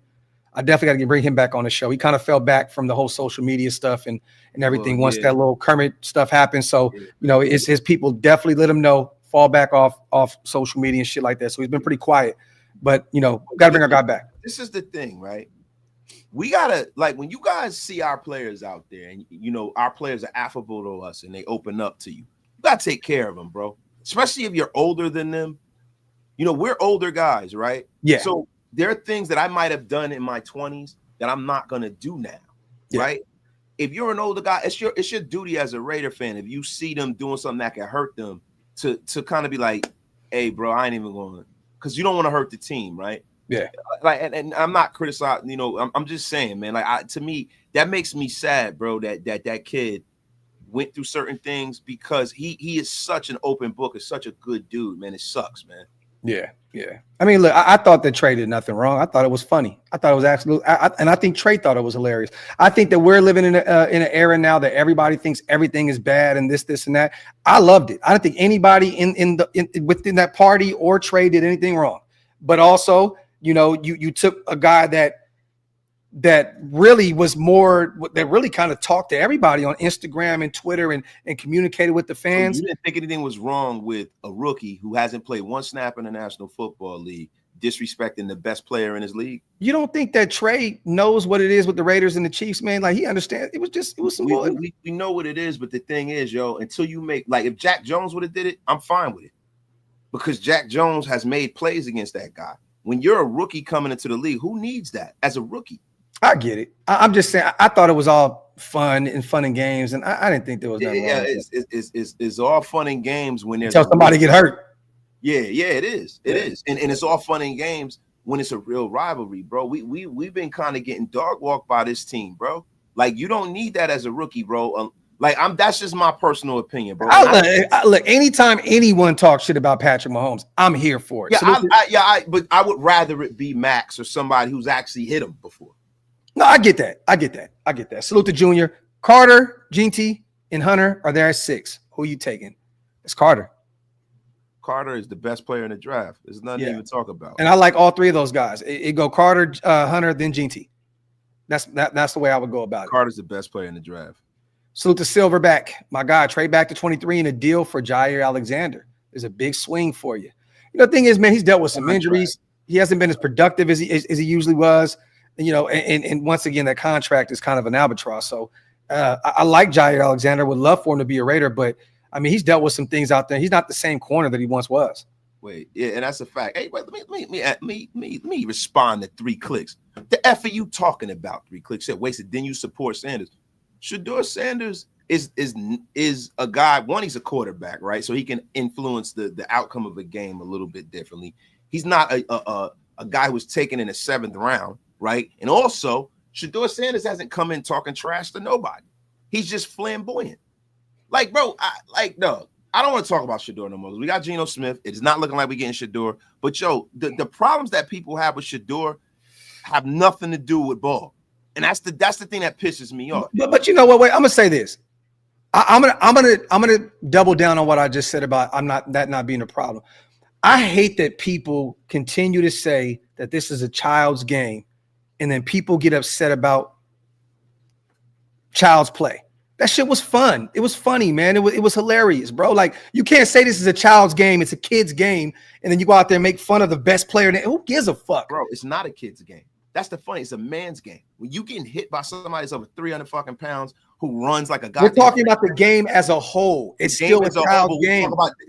The game of football. It's the same sport, but the game is totally different when you talk about the National Football League. That's Trey, do it again this year, Trey. Do it again. Do it again. We're talking about, and this is the thing. I'm not mad at Trey.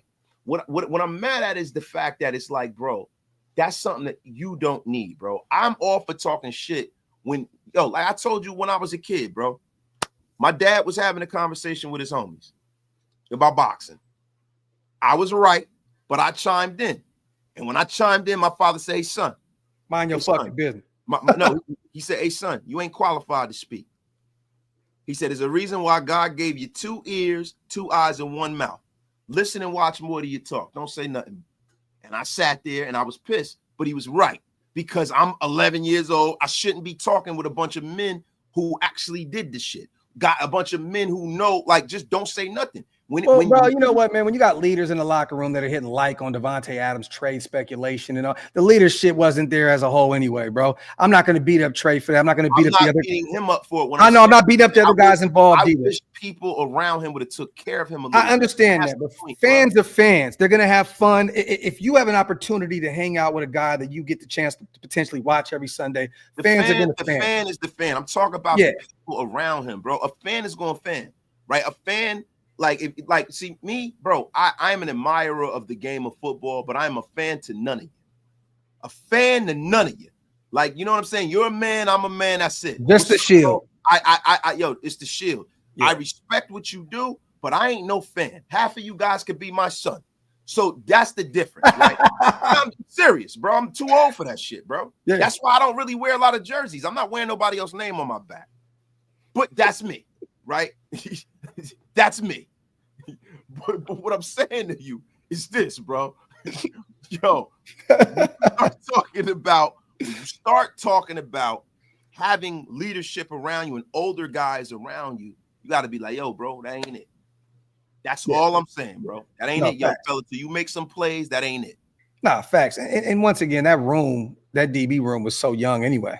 Got Jack Jones, he's still young. You got Jacorian Bennett, DCam, who was going to put the arm around Paula Mal. Merrick's still fairly young. He just got out of his rookie deal. I totally agree with you. I think if you had like a Reggie Nelson presence in that locker room, from the mid 2000s, then it's like, maybe you'll put an arm around and say, hey, yo, relax. You know what I'm saying? We're not doing that. But I'm not going to take this. I'm not mad at you. I just hate that it cut him off from communicating with some of the people that support what he does. What I'm saying to like fans of the team, right?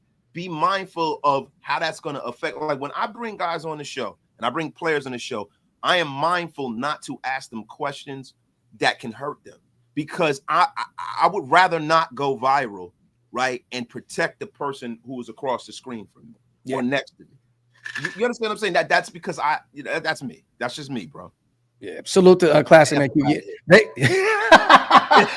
yo, they can say whatever they want. I mean, I don't know how Kuntz gets a 2-year, $40 million. I know what Spot Track has out there. You cannot pay a kid that had a ton of production in a 4 or 5 game span, and that's all he's had, and then missed the entire next season. And I'm the biggest Malcolm Kuntz guy. You guys know this. I was talking about him before he even came out of Buffalo. I wanted the Raiders to take him in the 6th round. I was shocked that we took him that early in the 3rd, but I digress. You're not paying him that kind of money. Like, I don't now. Maybe New England does. You know, maybe they do. Maybe they take a flyer because they have so much money. You know, maybe even the Chargers think that he can be the guy. They need another edge rusher. I don't know, and they got the money to do it. But I'm not paying $20 million per for Malcolm Kuntz, and I love Kuntz. You know what I mean? So salute to God family. Now that we have our quarterback, we draft Rourke in the 5th or the 6th. And you know what's funny, man? This guy is his stock is like plummeting. Played in the pro style system in Indiana. He has the measurables. He's like 6'5". He has the arm, and he's just dropping. Like, you don't really hear anything from Rourke out of Indiana anymore.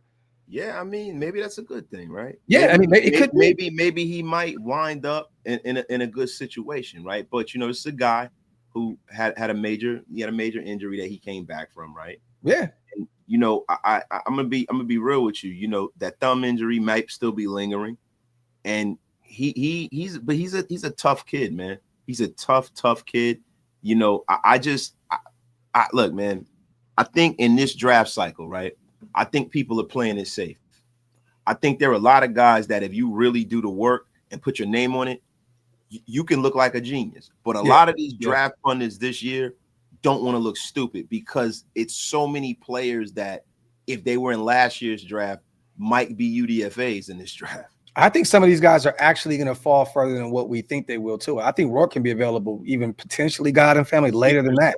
The 6th, 7th round, because bro, like some of these guys, if they were in last year's draft, they'd be UDFAs, and that's just from a quarterback perspective. See, this draft is very it's not top heavy, but you're gonna find a lot of value. You're gonna have a lot of guys in this draft that we're all talking about at the top of the draft that we won't be talking about in a few years, and there are gonna be guys in this draft that no one's talking about. They're gonna be superstars. I just feel like this draft is you know, when you start talking about running backs, when you start talking about interior defensive linemen, you start talking about some of these guards, some of these safeties, there's a lot of talent in this draft. It's just not at the sexiest of positions. Yeah. There's not the dominant left tackle in this draft, not the dominant quarterback. I know wide receiver, you know? I know most of us wasted would not want to take a running back at 6, right? I mean, most of us do not want to go that position there because we have multiple needs in a deep class of the running back position. This is my Ashton T mock draft, and I want your opinion on this, okay? At 6, this is no trade backs. I just did straight up, and at this point, you guys, all the blue chip guys were gone. They were off the board. Shador was there, actually. This is what's kind of crazy. He was there, but I didn't take Shador there at 6. Graham was off the board. Will Johnson was off the board. Abdul Carter, Cam, and who was the other? I think it was Will Campbell that may be off the board. Okay, so I took Gene T here at 6. I took Donovan Jackson, the guard out of Ohio State, who was very familiar with Chip Kelly, that won the national championship together, at 37. I took Deion Walker, the big 6'7" defensive tackle out of Kentucky, at 68. So you address the trenches on both sides. Okay. Take Ricky White, the 3rd, at 107, UNL of LB wide receiver. At 144, I took Tyler Shuck, quarterback out of Louisville, starting to gain a lot of momentum. Played pretty well at the Senior Bowl as well. I took at 182 Dylan Sampson. I'm double dipping at running back regardless. I don't even care if I get Dylan Sampson is one. He's my 3rd best back in his draft. Yeah. I love Dylan Sampson, and he was available there at 182 in this PFF in this mock. So 214, I took Jackson Woodard. A guy got very close. A chance to watch him at the Shrine Bowl, the linebacker at the UNLV. Mm-hmm. I took at 218 another guy that I got to watch very closely at the Shrine Bowl, O'Donnell Fortune, the corner out of South Carolina, 6 foot, 6'1", kind of a big body corner that potentially Pete and company can groom. Yeah, long arms. That they can develop. And then I took my guy, you guys know Paul's guy, 224. Elijah Badger was there, 6 foot, 6'1", wide receiver out of Florida who had a ton of production, played with multiple quarterbacks. But he can give you some special team reps as a kick returner, and he can play all over at the wide receiver position, the slot, outside, wherever you need him to be. So what do you think about that draft right there? I'm trying to think of a better word to use than ass. Maybe posterior. Trash. The F up out of here with that. You want to bring your draft up from yesterday? The F up out of here. That's garbage. Did I screenshot that bullshit? All right, yo, go ahead and screenshot away. Graf. That draft cheeks. You so lucky I did not screenshot that. I am not lucky. Listen, all you got to do is rewind the video. It's not like it's lost in the nether world. But I literally, you got your running back. You attack the trenches on both sides. You got a guard and Donovan Jackson, Deion Walker at defensive tackle. You get a linebacker. You get a corner. You get 2 wide receivers. You get 2 running backs. What did I miss out on? Bro, this is the thing. Is taking a running back at 6. Listen, bro. They beat that boy to death. We just extended Max Crosby and you took Pierce at 6. I don't want to hear that shit. Yeah, but yo, he's a guy that can play on the other end of him and wreck the game because of Max Crosby. I'm not taking a running back that got dog walked by UNLV's defense. Like he didn't play. Like, bro. So let me ask you this: who'd you take Pierce over? Took him over damn near everybody. I took him over Shador. I took him over Eminwari. I can't pronounce his last name. I took him over Janty. F him. I ain't You damn right. I'm telling you, Pierce is going to be a star in this league. A star, an effing star. Over 10 sack a year star. And you know how you love sacks. Yeah. But it's too many. Graf, for real. 5'9" running back, right? Very good player, man. I can't take nothing away from him. But when I see that kid, I don't see LaDainian Tomlinson. I don't see Adrian Peterson. I don't see Ricky Williams. I don't see that shit. I see that more from Amarion. And I'm going to be real. This draft has so many good young running backs in it. They're not all going to be good, but R.J. Harvey, Dylan Sampson, Judkins, the other kid from Ohio State, these guys are going to be starting. And yo, little Etienne. Let me tell you something about Travis Etienne's little brother, man. That kid can run the whole route tree. Let me ask you about this. These running backs that catch dink and dunks. He can really. He's a great receiver. Let me ask you this then. So you hated that draft. I did another mock draft where I made a trade. Okay, I want your opinion on this. I had to cut you off because you weren't talking about shit. Get the F up out of here. The Raiders. You don't ever cut me off. We moved back to 12 with the Cowboys. We pick up an extra second, pick 44. Okay, so in the first round we moved back to 12. We take McMillan, the big body X wide receiver out of Arizona. Okay, at 37, I don't know how he was there, but he was there. Okay, so I'm going off of what they had there in our guy, safety out of South Carolina, Nick Amanawari. Okay, he's there at 37. Excellent. Which is possible. He could be there. Okay, then you take Quinshawn Judkins with our other second round pick, so you get your running back out of Ohio State. Chip Kelly gets his guy. That's right. In the third round, I take Will Howard, so you get a quarterback that you can develop. Terrific draft already. Okay, you got Shamar Turner, the defensive lineman out of Texas A&M at 107. You got Devin Neal at 144, the running back out of Kansas. So you got two of your guys. You got Judkins and Neal. At 182, you take Cornelius, the tackle out of Oregon, Majani. Then at 214, you take one of my favorite guards in this draft, was Joshua Gray out of Oregon State, who is moving from tackle to guard at the NFL level. 218, I still took my guy, Donald Fortune, out of South Carolina. So we got 2 DBs out of South Carolina. At 224, LeJontay Wester, wide receiver, Colorado, got a speedster. I like LeJontay Wester, bro. That is a phenomenal draft. You'd be GM of the year if you could pull that off. That's a great draft. So I cleaned my act up a little bit. Yeah, yes, you did. Hey, I know somebody else who didn't. You ain't clean your shit up yet since that nasty ass mock draft you put out there yesterday. F up out of you. You want to do a mock draft now? You want me to show you young whippersnapper, how to draft? I'll show you. You guys, before we get out, do you want to see a wasted talent mock draft? You damn right. Okay, we're gonna do it. Salute the Spies real quick. Gifting 5. Talent. OLV. Respect on my name. The great Hondo Carpenter called me supreme talent. Hey, Hondo Carpenter. I mean, the great Uncle Hondo don't know you like I know you, so that's why I don't call you. Man, let me tell you something. Listen, that man he went full Pete Maravich in his sock game, bro. That's a man you can respect. Hey, Hondo is a serial killer on the low.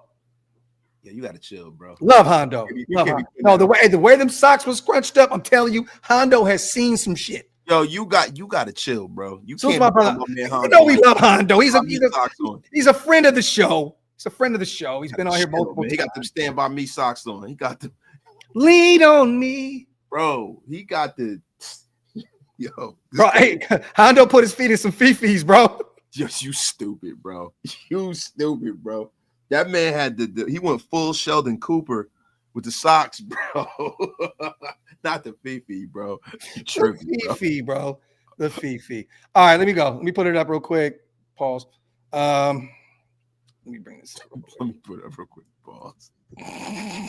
Stupid, yo. Uncle Hondo. All right, I'm gonna go to the NFL mock database simulator. That's what we're gonna do on this one.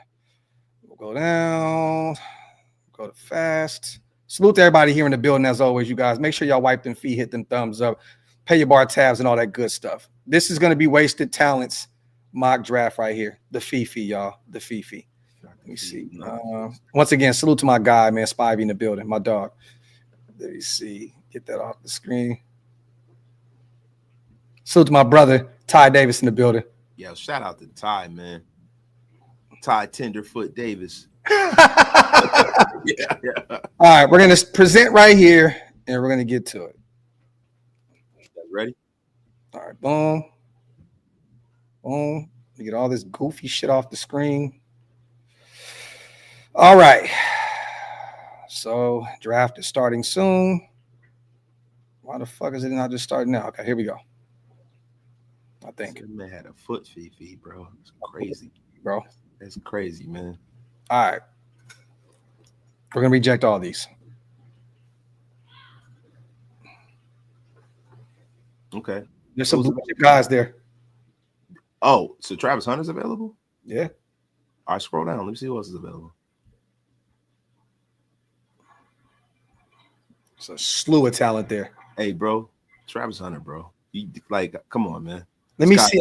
I want to see. Okay, so Graham went earlier to Jacksonville, which makes sense. He's been kind of that guy that been on that radar with Jacksonville. Yeah, but I'm trying to see.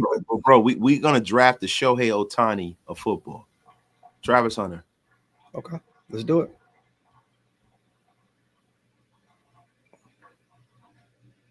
We're not gonna do any trades, you guys. We're gonna get out of here with.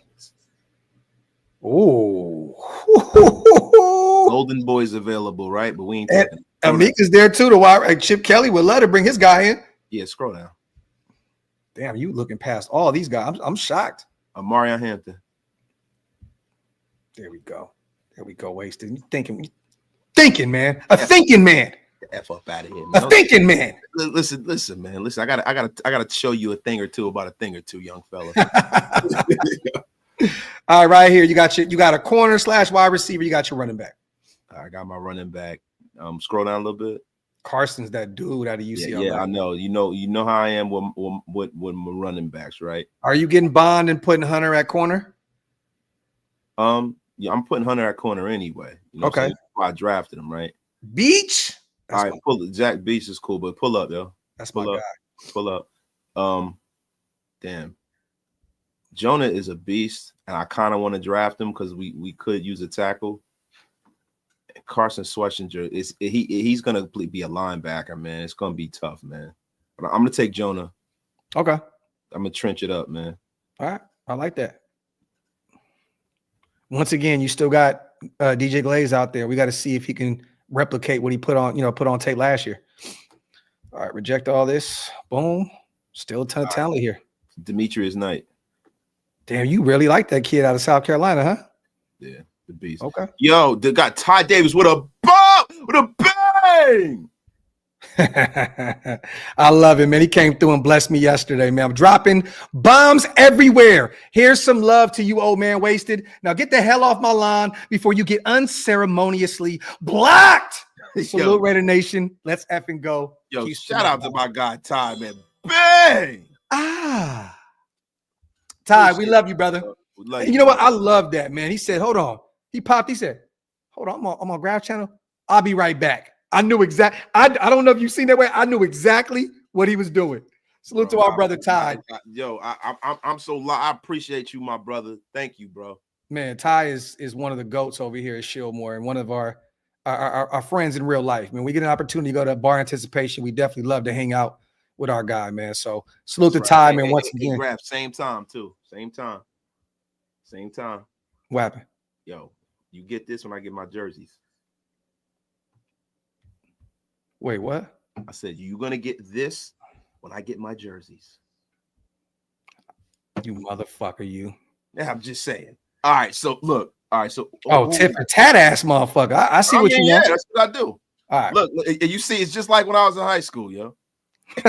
Straight A's, baby. All right. Now look. All right, so scroll down. Now look. Will Williams is nice. Bro, so we got to go into some of these. All right, we got our lineman, we got our running back, we got our corner, we got our linebacker, right? Have not approached wide receiver. Wide receiver. I was gonna say you haven't hit that D line yet either.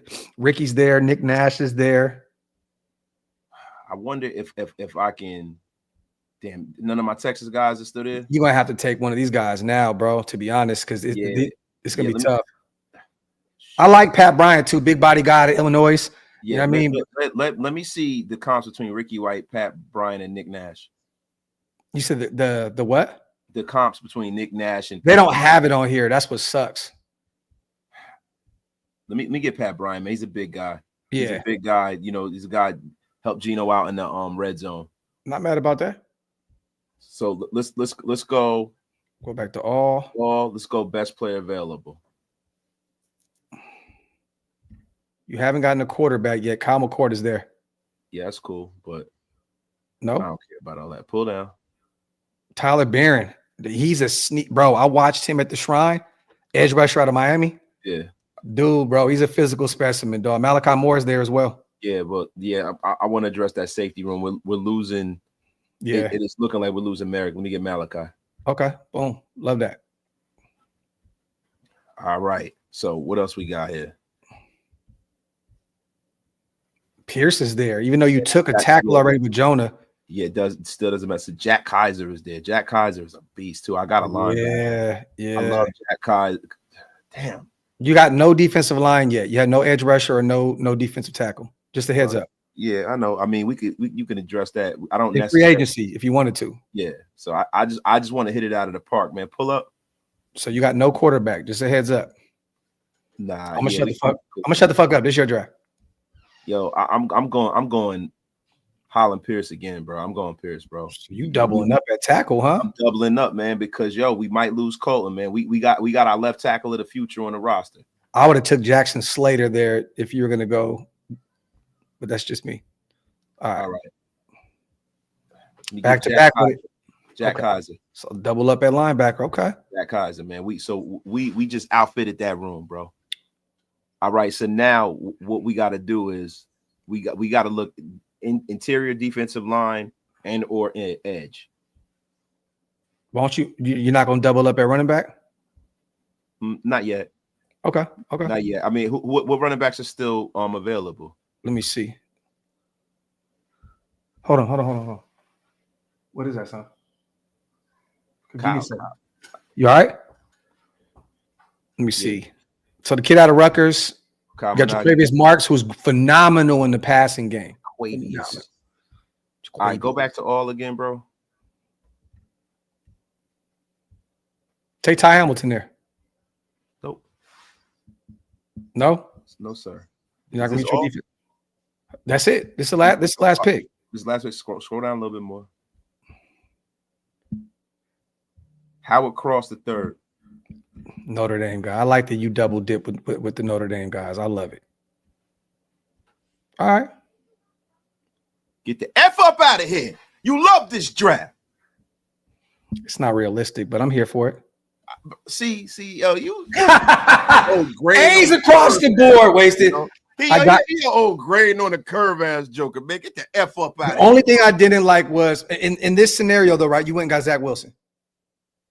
Or you ain't got another quarterback. Bro, I'm gonna be honest with you, bro. I think a lot of these guys are gonna be UDFAs, bro. I don't think that I don't think that Rourke And like some of these guys might not get drafted, bro. Okay.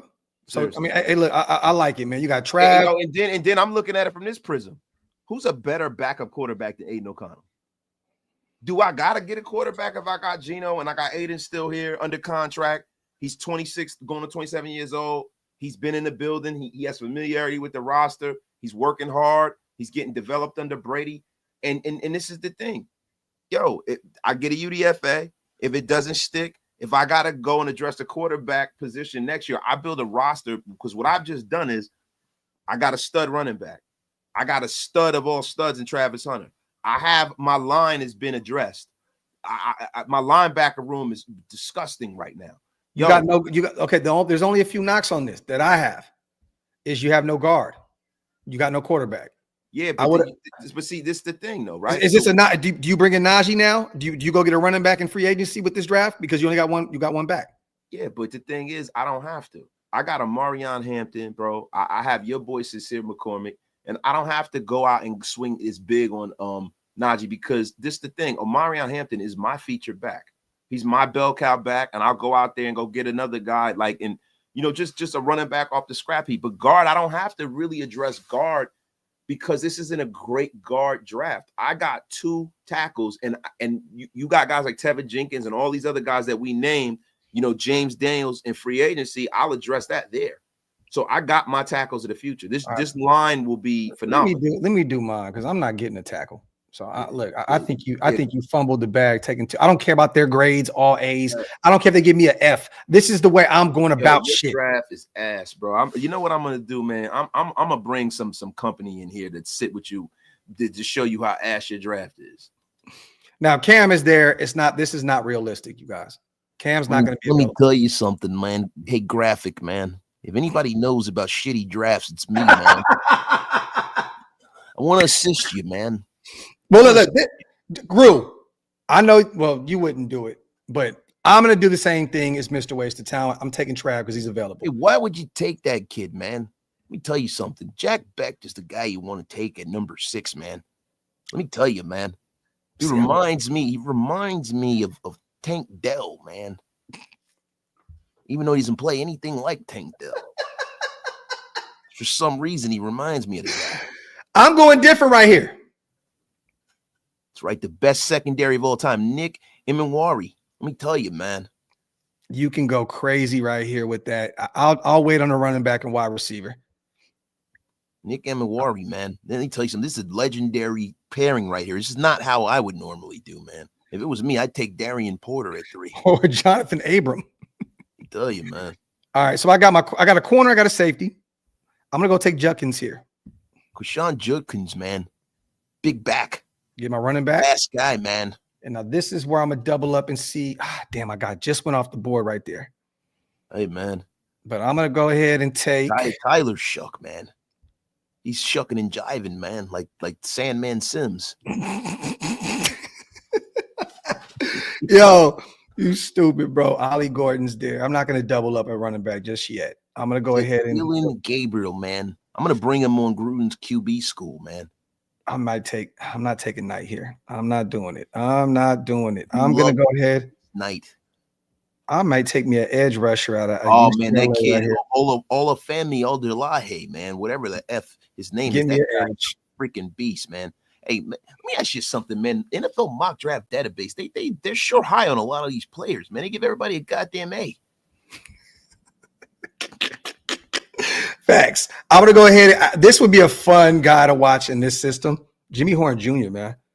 I think Jimmy Horn Jr. is a guy, man, that prime time showed me a couple films on this kid. Let me tell you something, man. That kid came up the hard way, man. I'm rooting for him, man. His father's locked down. Really rooting for the kid, man. And I think he's the one who put me up on the Migos, man. Walk it like I talk it. Chris Paul is still there out of Mississippi. I'm getting my linebacker. Man, let me tell you something, man. I really like that walk it like I talk it, man. Hell is stupid, bro. It's that big boy game moves. Yo, you just got a BBL, but got the same boobs. Same boobs. Yo, so we got Trav, Judkins, I'm looking at wide receiver. I'm gonna go ahead and take. Should I take Horn here? That's right. He'll probably be available a little later. Hey man, You know, I'm gonna wait on that. I'm gonna wait Raider on that. jersey with Horn. Put a Y. Horn. I'm gonna go ahead and take. Go to interior O line. Haven't gotten a guard yet. Kind of waited too long on this, but I'm gonna go ahead. Damn, I might have to take. Man, Gus Hartwig. I've never heard of that guy, but I love his fucking badass name, man. That's kind of the way I drafted when I was with the Raiders, man. If I like the guy's name, man, I'd bring him in. Caleb Rogers. Hey, Willie Lampkin. Oh man, I might have to. Willie Lump, man. Hold on real quick, because I want to see where they have him at the NFL level, where they're going to have him placed. I don't know where they're going to have him placed, but I can tell you one thing, man. This draft looks a lot better than any draft I ever fucking did, man. Yo, fucking grew, bro. Let me see. I'm trying to think, because I might take. Damn, man. That's right. Yo, Todd 808 0864 got the vibes. Yeah, get a long neck quarterback. I don't want to take a center right here, like, because it doesn't make any sense. Willie Lump, baby. I'm gonna go ahead and take Willie Lampkin. The Lampster. Lampshade Larry. Man, you know what? You know what? This draft is kind of bad, man. Oh shit. Oh man, I don't remember. You know what? I'm gonna go ahead and take my guy, Garrett Dillinger out of LSU. Give me a guard right there. I know it's a C, whatever. Now I'm gonna go back to all. I could take Cornelius here and add more, but I'm gonna go ahead and take. I might take Jimmy Horn. Take your favorite player, Jordan Hancock. Jordan Hancock. And now what I'm gonna do is I'm gonna go get me a running back again, and I might take Jordan James here. Chat. Was my draft not a revelation? I tend to think it was. Ooh, Mello Dotson's there, huh? I would take Mello. Go ahead and draft Hancock. Nah, I'm gonna go take Nick Nash. I'm gonna double up at wide receiver here. You love Hancock. Pause.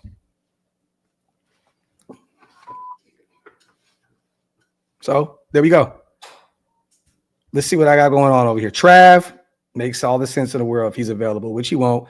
Got Nick, safety out of South Carolina. He'll be your guy of the future there at the safety spot. Much better than you. Juckins, I got I always call him OO because I butcher his name. The edge out of UCLA. He could be phenomenal at the next level. Chris Paul Jr., linebacker out of Mississippi. Got a guard there out of LSU with Garrett at 182. Jimmy Horn Jr., 214. Got Jordan James, the running back out of Oregon, doubled up there. And they got Nick Nash, the big body wide receiver, 6'3", 6'4", out of San Jose State.